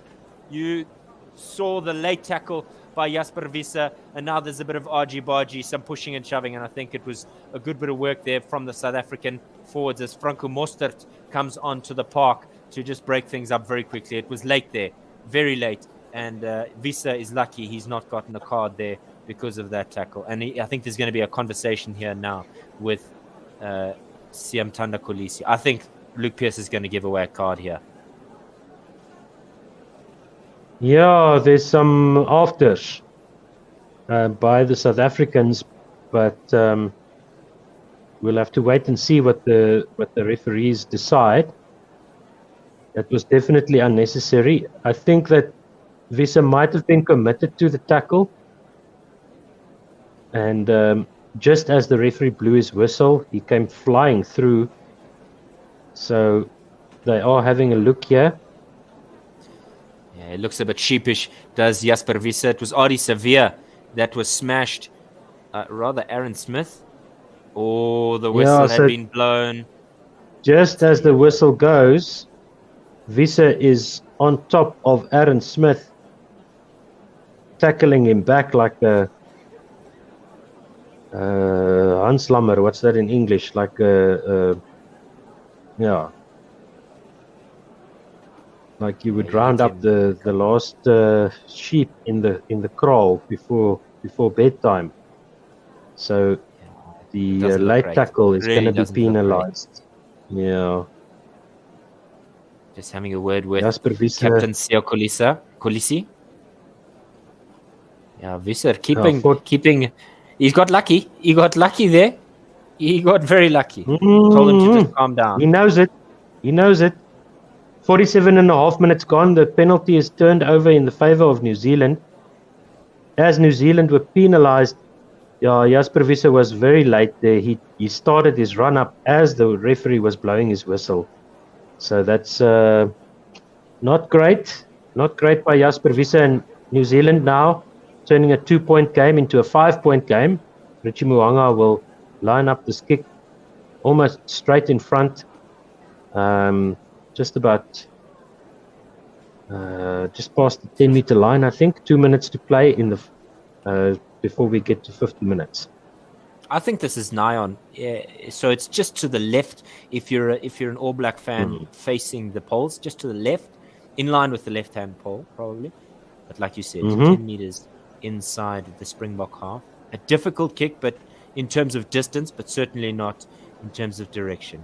Mo'unga hoofs it. Has he shanked it? No, he hasn't. It's through the sticks. And New Zealand go 18 points to 13 against the Springboks. 48.5 minutes gone. And the Springboks being made to pay with ill discipline. 61,519 fans in the cauldron that is Ellis Park, and they'll be wishing that their team can get over the line. Will the Springbok fans? Caleb Clark collects it to Richie Mo'unga, thumps it downfield. Is there a collection point here? No, it'll go out on the far side. It'll be a throw for South Africa and Malcolm Marks. On the far side of the park, on the Springbok 10-meter line, play will resume with South Africa putting the ball into the line out. And this is a test match now. Let's see what the Boks can do. Xavier at the back. Throwing it away now to Caleb Clark. Not Caleb Clark. It's number 13, Rico Ioane. He's having a good game. Richie Mo'unga brought down just over halfway. Aaron Smith now finding Samisone Takaweo. He was busy in the first patch of the game, but no longer involved as much. Brought down in the middle of the park. Sam Kane. Ball going through the hands nicely, but then it is fumbled. Will Jordan on the outside. Ari Xavier has got Franco Mostert on top of him like white on rice. Thankfully, he's able to keep it in. Smashed back is Tyrell Lomax by Peter Steph du Toit and Stephen Kitsoff, and it's not able to get away. The Springboks will have a penalty. Oof. Yeah, the All Blacks going off their feet into that ruck. Penalized on their own 10-meter line.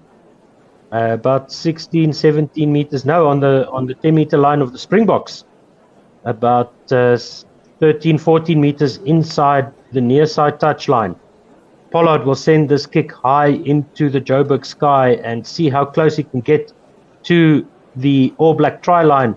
It's about 10 meters out from the All Blacks try line on the near side of the park.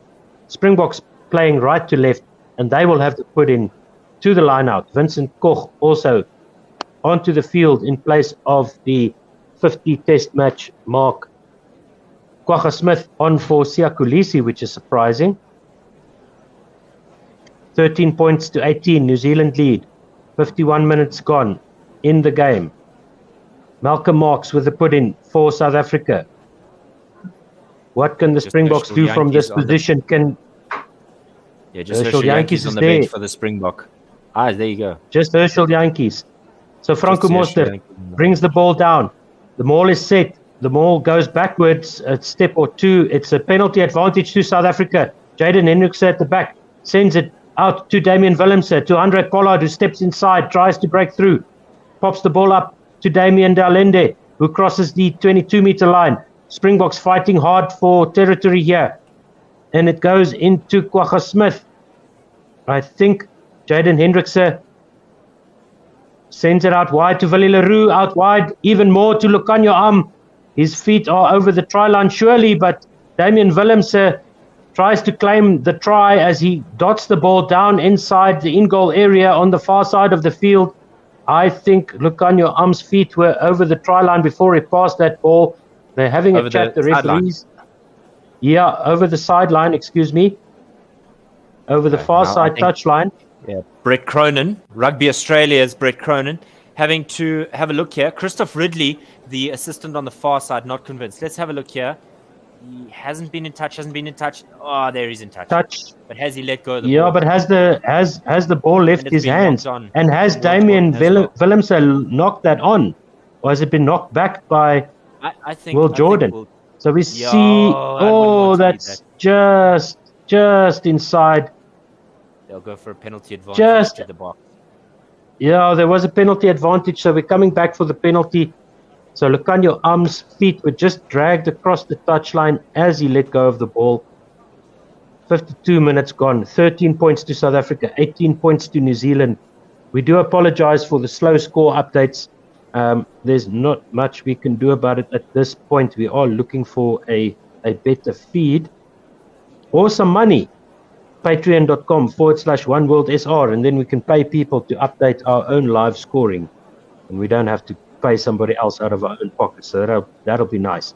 So that was a penalty to South Africa for collapsing the maul, if I'm not Sam mistaken. Whitelock. Yeah, is the guilty party there. Yeah. He's just been poorly behaved. On the 5-meter line are the Springboks on the near side of the field. The ball goes up to Franco Mostert, who collects neatly.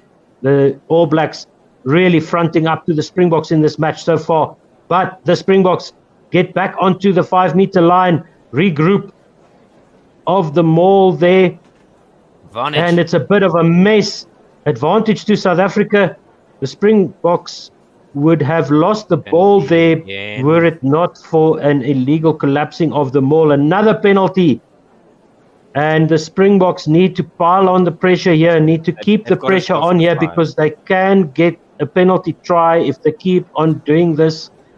And Sam Cane receiving a talking to from the referee.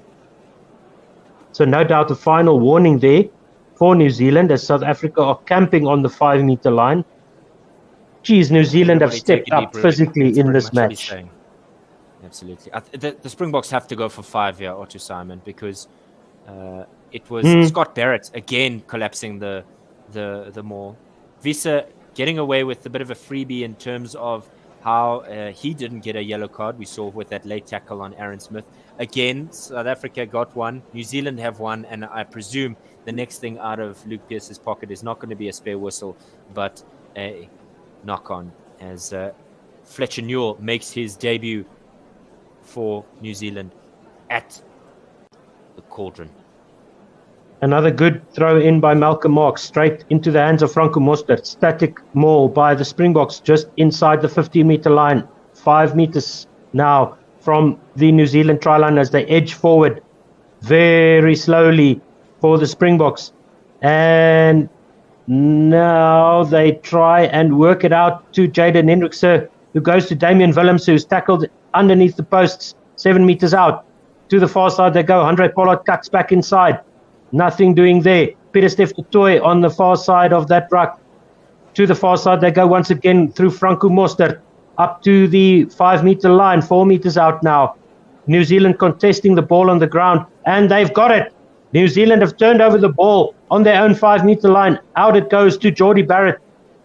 Back in the pocket, well, one of the Barretts.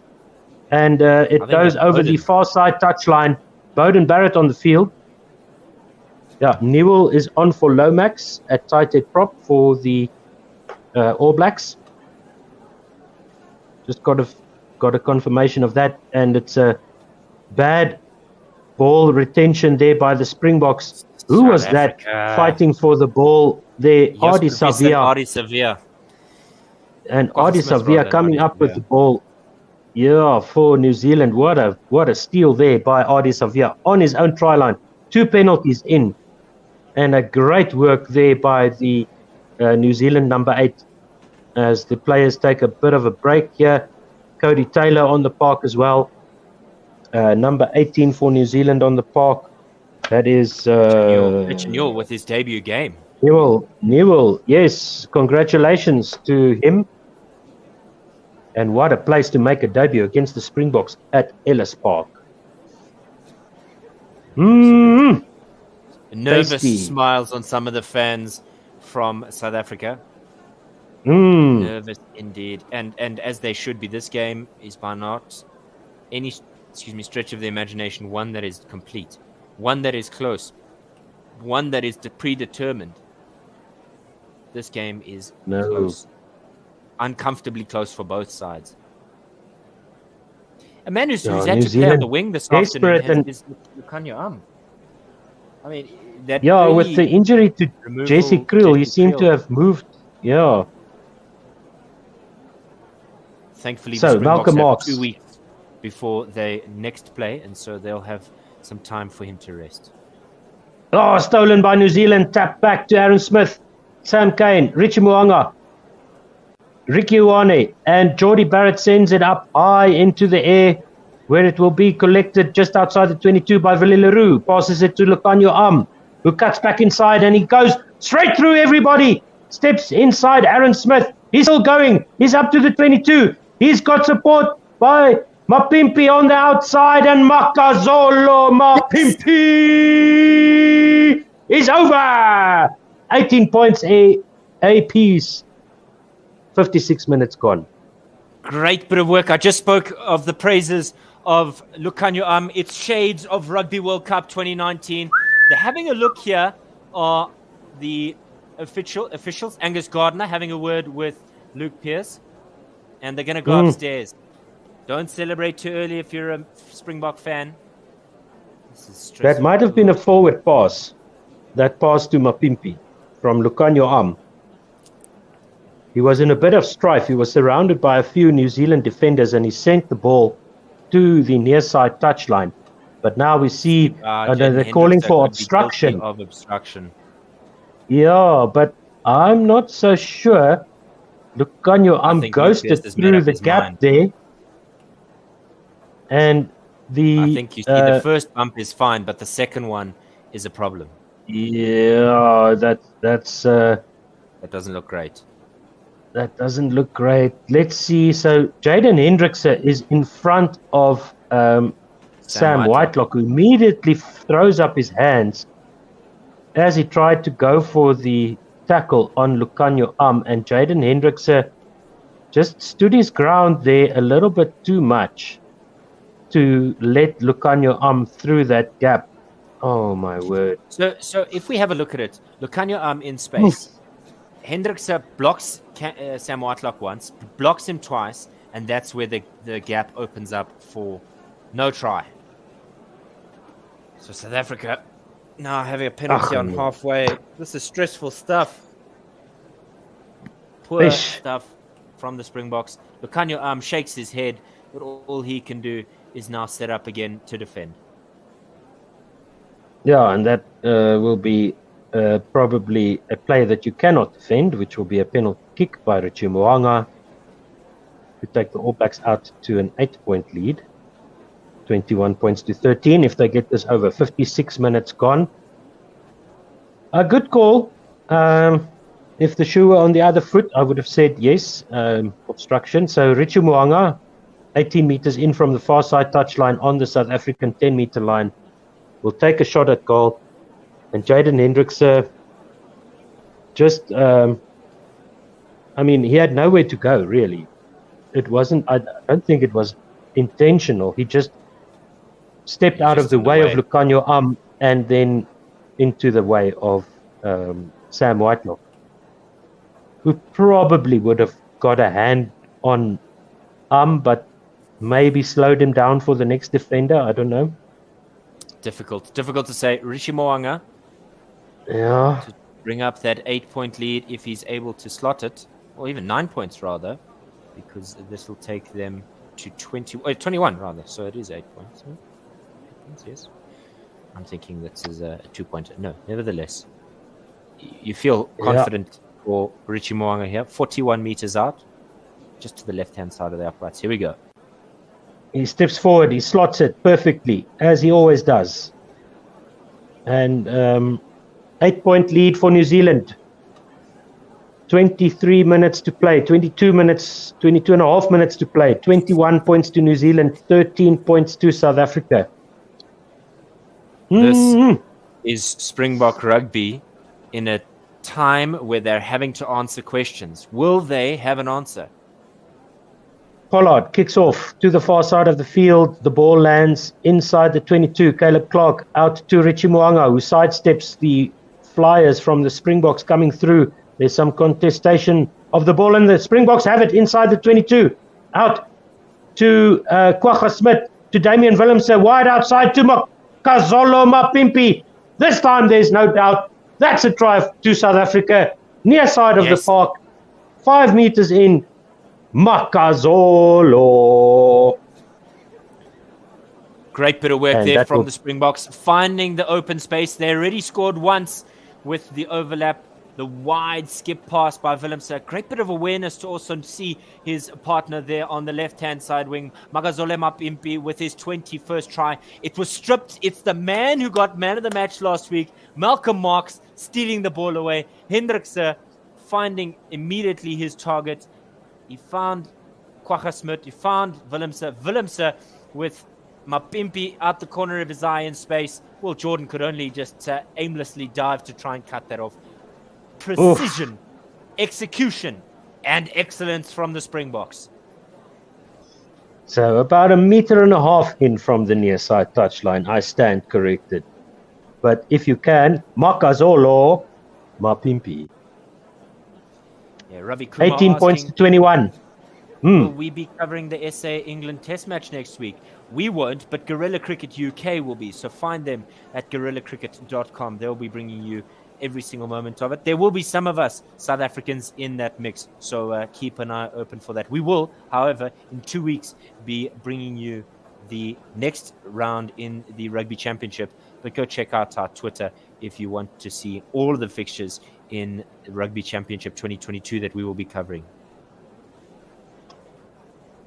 Andre Pollard steps forward, strikes the ball, and it sails through the Gauteng air and through the uprights over the poles. It's a 1-point game. It's 20 minutes to go. It's coach day for the next 10 minutes. Here we go. An hour gone in the game. And this game has 1 point difference between the two sides.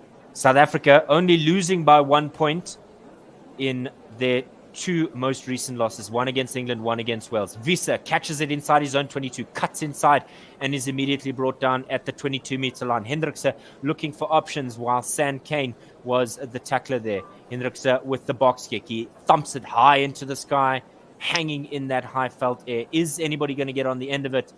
Mostert knocks, or Etzebeth rather, knocks it forward. Penalty advantage for the All Blacks. Midfield now as Cody Taylor hammers through that Springbok defense. Aaron Smith looking for some options. He finds Akira Ioane, who is now on the park. Where is Aaron Smith going to go? He goes to the far side. Handoff by Xavier to Cody Taylor. Aaron Smith again looking for number 20, Akira Ioane. Aaron Smith for Barrett. Bowden this time. Aaron Smith again at the back of the ruck. Akira Ioane breaks through one tackle of Vincent Koch and then is brought down. South Africa have to work hard here in terms of getting it back. I'm surprised the referee took that long to blow because the All Blacks had possession of the ball, but he had his arm aloft for a Springbok penalty. This is poor from Luke Pearce. Yeah, it's a knock-on advantage there. Arm out. I mean, we didn't even have possession of the ball with the Springboks. Why put your arm out? Just blow the whistle. Yeah, I think he was in two minds there. You could see his arm, his hand going to and away, to his mouth and away. So he wasn't quite sure what was going on there. We weren't quite sure, but that was a knock-on in the end. Knock-on advantage to the Springboks and knock-on given. 61.5 minutes gone. Springboks 20. All Blacks 21. Dun, dun, dun. Anis Mohammed at the top of the half was saying if the Boks maintain possession and keep a structured game, they could take it. This game, before coming in, pundits, bookies, whatever you want to call them, 3 points to the Springboks. That could very well be the margin here between these two sides. 16 points was the difference at Mbombela in Nelspruit. This time, far closer. Like the layers of skin on your body, this game is close. It's a subdermal hematoma for the Springboks so far. A bit of a black high. Let's see if they can make it work. They picked up the win earlier today, hammering the Spanish women, the Leonas, 44 points to 5. And we just see some treatment on Ibn Etzebeth. As he came down hard trying to catch that ball recently. South Africa don't really have options on the bench, Otto Simon, because everybody, barring Herschel Yankees, is on the field already. So he's got to get up and play. Yeah, so Yankees will have to go to lock. And then we'll see how that goes. Probably Kwagga Smith will go to lock if needs be. Or yeah, I mean, we already got Franco Mostert there on for Loot the Yeah. Maybe Loot can come back. Having a game is Rico Ioane. I spoke You're about allowed his hairstyle, but that's not the only thing stylish about him. No, he's been absolutely phenomenal.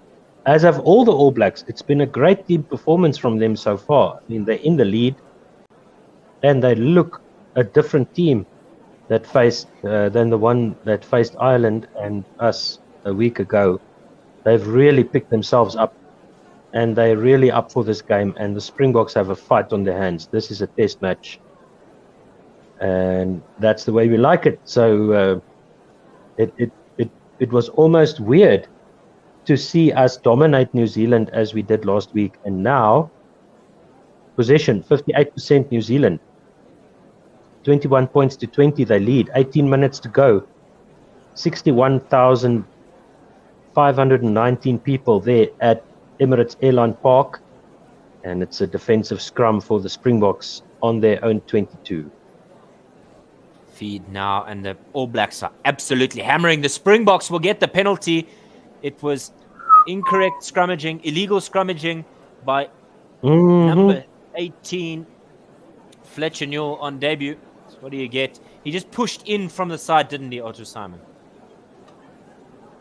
Yeah, walking around, says the referee. So you're not allowed to walk around. You've got to stay straight until you get forward momentum, and then you can start to scrum in and put pressure to get the penalty. As a prop forward, you've got to go forward before anything else. And so he was penalized for walking around before going forward. The 8-meter mark is where South Africa find themselves inside their own half. Malcolm Marx just drying off the ball. The fans are having an absolute blast. A Mexican wave swimming its way around the crowd here at Emirates Airline Park, Ellis Park, the home of 1995 World Cup glory. Etzebeth with the catch from the Malcolm Marx throw. It's a good one. South Africa with the more. Can they get some forward momentum? A bit of squirming around here by George Boer. He had to do a lot of hard work to not be caught unawares. Malcolm Marx eventually gets on the 10-meter line, and there's a contestation for the ball. South Africa come up with it. Hendrikse looking for Visa as the first receiver. He does find him there with Etzebeth in support. Kitshoff over the ball as well as Kwagga Smith. Near side of the park, about 5 meters in from touch. High hanging ball by Hendrikse. Can somebody in a Springbok jersey get on the end of it? Easy catch by Will Jordan, but he's immediately sandwiched between two Springbok forwards. One of them, Franco Mostert. Sam Cane trying to find some space on the park. Smashed upfield now by number 22, Bowden Barrett, but collected comfortably there by the Springboks. Return kick here, and this will go out. And that'll be a kick from their own 22, just shy of halfway by the Springboks. Yeah, it's a territory game now. The New Zealanders trying to pin the Springboks back with those raking kicks downfield, finding land, not hand, as the New Zealand saying goes. So Cody Taylor will throw in on the far side. Adi Severe, the recipient. Aaron Smith goes infield. Ball going through their hands nicely. Geordie Barrett, rather, joining the attacking line. South Africa trying to turn over the ball with Kwagga Smith, and they do. Willemse hands off to Pollard, to Mapimpi. Mapimpi in space, but he's brought down. far side of the park. South Africa head towards the 22-meter line. Skip pass collected by Willie Leroux. He's got some support from Damien Dalende. Peter Steph-Toy over the top for Magazolo Mapimpi. Finds one gap, doesn't find the other. Ari Sevilla immediately over the ball. Turnover ball. Penalty advantage to the All Blacks on their own 5-meter line as the ball goes through the hands. Riku Ioane just goes up to 22. No support for him there, but Aaron Smith is able to dig it out the back of the ruck. Sam Whitelock, turnover ball. Can the Springboks get a hand of it? And there's a tackle on Jaden Hendrickse. He didn't have the ball in his hand, but the referee says play on perhaps for the penalty advantage. Going over the top, thumped away now, and I think the referee, Luke Pearce, will come back there. Now, there was a tackle. It's a penalty for the Springboks. Jaden Hendricks has not got the ball, and there's a tackle on him. I get it. I understand that he was guilty of blocking Sam Whitelock there. He was penalized. But this, to me, smells of a disciplinary action here by Luke Pearce. Yeah, it was a bit frenetic there, and Jaden Hendrickse rushing up in defense, and the ball went through the hands of the New Zealand prop. Jaden Hendrickse then kicks it forward and then just gets nailed by Bowden Barrett as he was trying to follow up his kick through with only Richie Moanga between just slipping through the hands of Fletcher Newell there. No, that's yeah, so that's what Jaden Hendrickse blatantly tackled off the ball there. So that's going to be a penalty to South Africa and a yellow card to Bowden Barrett. Rightly so. Go sit in the bin. That's just poor. I understand that the game is close and every margin counts, but that just screams desperation to me. Yeah, that wasn't like a, ooh, where should I go? That was like, oh, this guy's going to score. I'm going to tackle it. That was the action there by Bowden Barrett. So yellow card is well warranted there. So Bowden Barrett will have to wait until the 76th minute before he gets back on, after he came on as a replacement. For Richie I think Moanga. he replaced David Havili. I think Moanga is still on the field. I'm not sure. We'll check that. Yeah, it's either Havili. No, Moanga is still on the field. So he must have replaced David Havili at number 12 to make Moanga shift to 12. And now, Andre Pollard will line up this penalty kick, to see if we can get the Springboks into the lead for the first time in the match. Can you believe that? Yeah, absolutely. An hour and 7 minutes into this game. Andre Pollard. Deep breaths. The crowd, I guarantee you, will not be silent. They may be quieter, but they certainly shan't be silent. He steps up. Hits it. The flags go up. South Africa are in the lead in the 68th minute. 67.5 minutes gone at Emirates Airline Park in Johannesburg. Great bit of work there from the Springboks. Poor bit of behavior from Bowden Barrett. And South Africa capitalizing on the mistake. They will now line up to receive the ball once again. That's super disappointing for the Kiwi fans, because it's such a tight game. It's such a close game. New Zealand really putting themselves in a position to win and to close this game off, as they do so well. But 12 minutes to go, they can score 20 points in 12 minutes, this team. Moanga starts the game once again. Visa with a good catch. He's met by Fletcher Newell over his own 22. Hendrickse looking for some options. High into the air. Mapimpi looking to try and catch it, but it goes out. And so they'll have a throw just outside the 22. It was outside his own half. If he'd thrown it back to Andre Pollard, he might have found success, but not in this instance. Yeah, straight into touch. Ball carried back. So New Zealand have the throw in just outside the 22. Cody Taylor on the near side touchline. Finlay Christie coming on for South Africa. Turn over the ball. Vista in the middle of the Kwagga Smith rather in the middle of the field. He's confusing me because now he also has a moustache. Franco Mostert brought down on the 22-meter line. Hendrickse looks to find something, and there was a knock on there. There will be a penalty for the Springboks. Scrum time. Yeah, so the referee saying that the contest on the ground there was fair from New Zealand. after Kwagga Smith went into contact in the middle of the park. He's going to bring them back for a skew throw, for a knock-on by New Zealand off the top of the lineup. Very technical, this referee, and I like that. I mean, the rules are the rules, everybody plays to the same rules, and sometimes the referees are criticized because they're not actually making the calls that they need to make, but this guy is doing a good job, I think. So, South Africa have the put-in. And they have the lead. 10 minutes to play. Jaden Hendrikse will put this ball into the scrum. It goes immediately almost to the feet of Jasper Wiese at number 8. And South Africa absolutely monstering this one. They've got a scrum penalty advantage. Ball goes out to Willie Leroux. Can't quite grasp it. Lucanio Am playing on the right wing. Cuts back inside. But the referee says that's not a fair pass.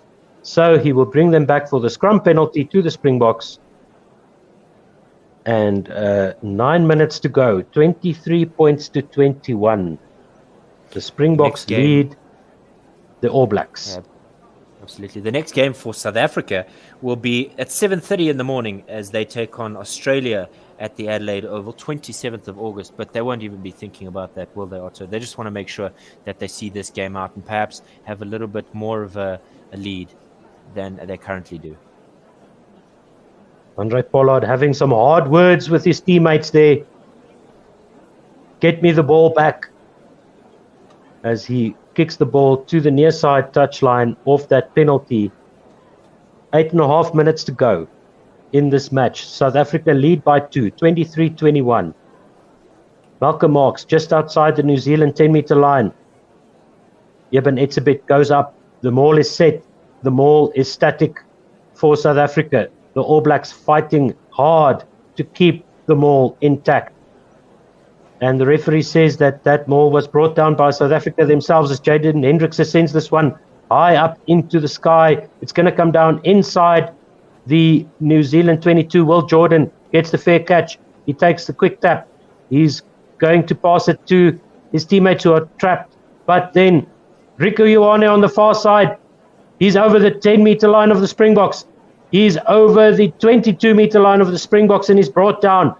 And now the replacement scrum half sends it out to the number 23 for New Zealand. Jordy Barrett out to David Havili, who is still on the park. Jordy Barrett out to the replacement prop.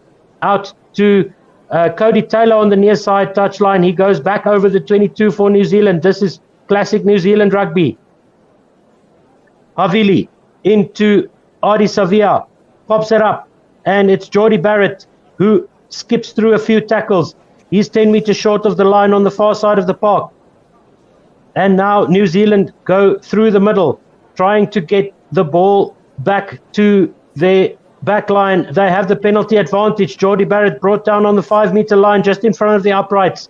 New Zealand attack once again. Jordy Barrett over the 5-meter line. Adi Savia fighting through. David Havili will put the ball down onto the Springbok try line with 7 minutes to go. New Zealand have 26 points. The Springboks have 23 with the kick to come.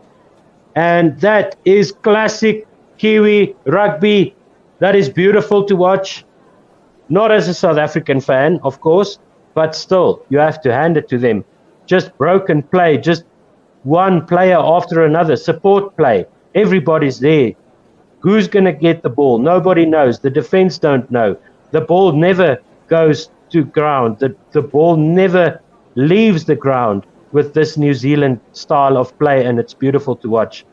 And David Havili faking a pass as he puts it down over the line. What a score by New Zealand. About 20 meters in from the near side touchline. 8th career try from David Havili. Again, hard words from Andre Pollard, who's presumably captain in the absence of Siya Kolisi. 6 minutes left, and South Africa will find themselves 5 points away from New Zealand.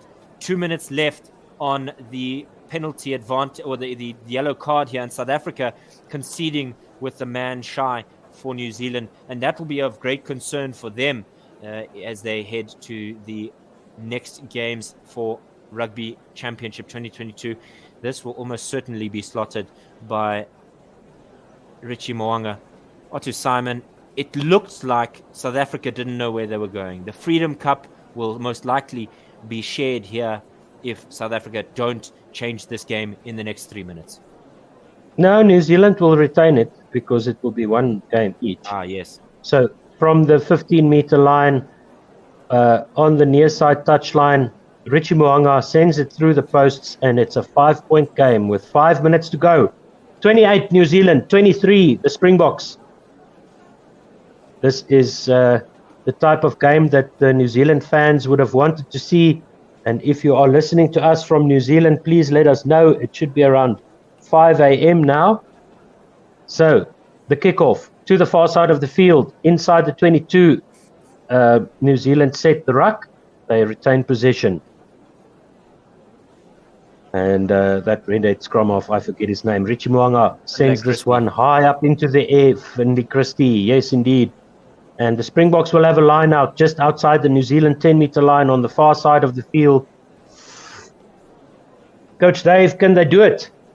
It's got to be ground and pound all the way to the New Zealand try line now, because that's the only option now for South Africa. They can't go for poles and hope that they get the ball back from the kickoff. They've got to go hell for leather here and get the 5 points to at least get a draw. South Africa under the pump. Malcolm Marx with the ball. Let's see. What have South Africa got? It goes up to Etzebeth.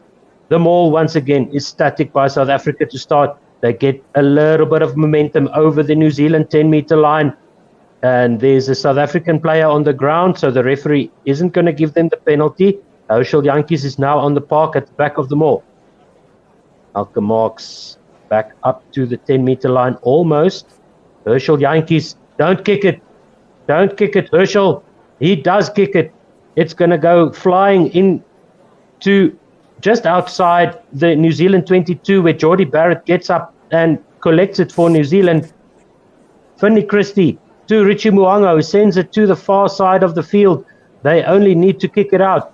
It's going to be Lucanio Am to Willie Leroux inside his 22. He crosses the 22 now. Goose steps, gets it out to Makazole Mapimpi. That looked like a forward pass. Makazole Mapimpi is isolated. The support comes in now. And what does the referee say? New Zealand have the ball. Finley Christie out to Geordie Barrett, who just pins South Africa down into their 22. The ball rolls over the dead ball line almost.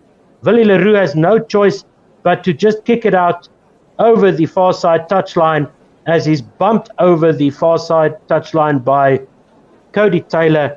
And New Zealand will have it put into the line out on the far side of the field, 5 meters from the Springbok try line. No need to remonstrate, Willie. New Zealand are all over South Africa, and the pressure is showing on the faces of the players. In their body language, they know that they are about to lose this game.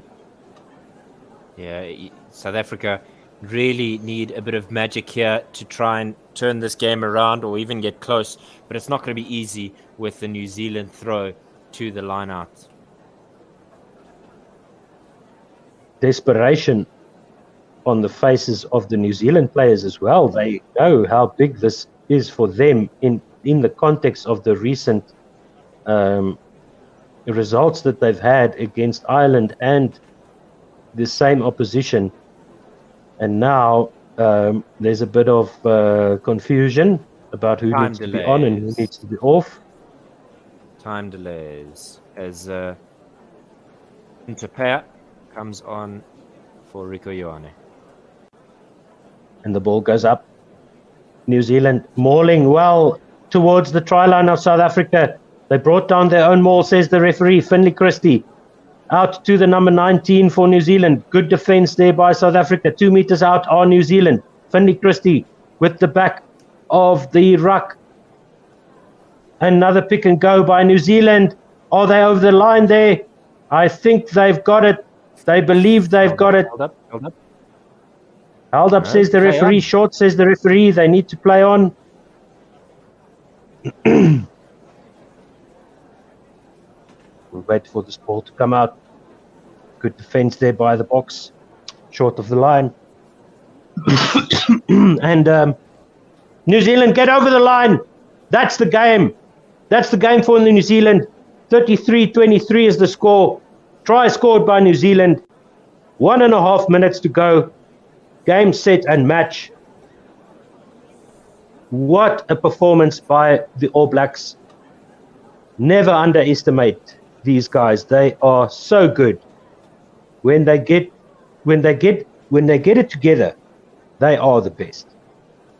Absolute class. Absolute class from the men in black. They've come here with their backs firmly against the ropes. But like the great boxer Muhammad Ali, they have fought back tooth and nail. This is excellent from Ian Foster's men, and somebody who probably thought his job was on the line coming into this game. I think he feels comfortable now, does Fozzie, as he is known in New Zealand. Murray Mexted, the legendary New Zealand commentator, saying in the week, beware of this All Black side. They haven't won since that first test against Ireland. Today, they will find themselves victors as the hooter goes at Ellis Park. 4 tries to 2, 35 points to 23. Well done, New Zealand. Wow, that hurts. But yeah, as a commentator, as a rugby fan, you've got to say, well done, Kiwis. Great to see the All Blacks coming back to winning ways. It's a hard one, like you said, as a South African. There's a lot of questions that will need to be answered by the Springboks before their game against the Wallabies in Adelaide, most of which is that 6-2 split 2 weeks in a row, nearly costing in the first week, it nearly cost the Springboks. Thankfully, it was an injury to that of Faf de Klerk, which meant a scrum off could come on. Today, Jesse Krill's early head injury shifting the game. The Springboks are now going to be under pressure. They've won one, lost one, but in the end, it was the men who were dismantled last week, showed up and showed who they truly are with their mettle today. It has been a privilege to be with you, Otto Simon. Unfortunate for South African fans with the result, but great bit of rugby to watch.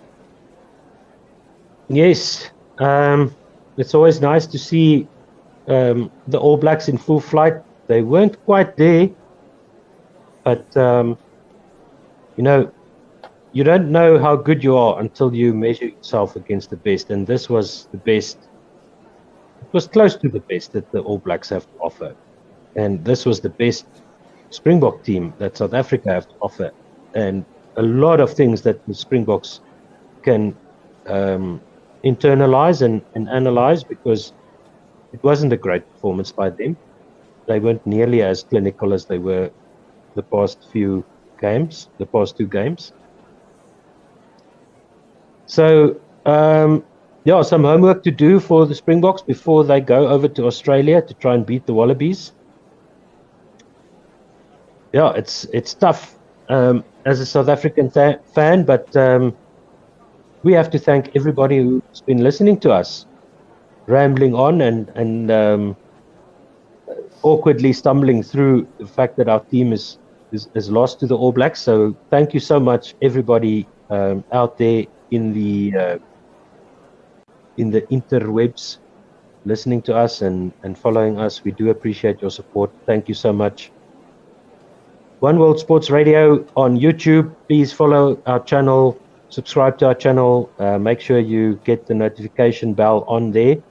Ravi Kumar asked about the cricket. That will be covered by our mothership, the Gorilla Cricket UK team, gorillacricket.com, Gorilla Cricket on YouTube. So, yeah, painful. Reality. Yeah. Back to reality for the Boks. Enough. Good reality check ahead of Rugby World Cup 2023 in France. South Africa riding high in confidence coming into this game. They could have gone to the world number 1 position had they beaten the All Blacks today. Not to be the case. It's always hard to win, to face the reality of a loss in what should be your own garden. South Africa, yeah, it's a difficult one, but definitely we will be keeping an eye on things. Willie DU asking if we're going to cover the FIFA World Cup. We will not, because South Africa will not be playing in the FIFA World Cup. Just to answer that one quickly. Some more final thoughts from you, Coach David? Yeah, it's a tough outing. Class performance from the All Blacks today. I think they should be very proud of themselves. They hadn't won since the first test. It was like 1 win in 6. Nevertheless, great to see them doing well today. But like Otto said, don't forget, go to One World SR on Twitter, at One World SR. Follow us. Go to Facebook. Like our page, One World Sports Radio. On YouTube, One World Sports Radio. Ding the bell so that you know when we go live. If you want to support us, www.patreon.com/1, the number 1, World SR. And you can contribute to getting us there to the stadiums to bring you the action. You'll be brought all the noise, all the sounds, all the hakas, everything, if you're able to support us. Thank you so much to those who are already supporting us. That's all from me, not to Simon. And Willie, if you think that's sad that we can't cover the FIFA World Cup in November, you can sponsor us, and then we will most certainly get a team of commentators together to cover that for you and expose your brand. So there's lots of options to support us, but just by listening, you do support us so well. Everybody, thank you so much. Coach Dave, all of the rest of the team. Your stats packs have been awesome, Coach Dave. All the names of all the players, even the Spanish women. I don't know how the hell you did that, but well done. So it was a very, very cool day for us here on One World Sports Radio, being able to cover the South African ladies Springboks playing against Spain for the first time. If you missed it, you can catch it on our YouTube channel. Thank you so much for listening, and we will see you on the 27th at 7:30 in the morning. Bright-eyed and bushy-tailed with some strong coffee to go for Australia. Cheers, everybody. Thanks, guys. Good night.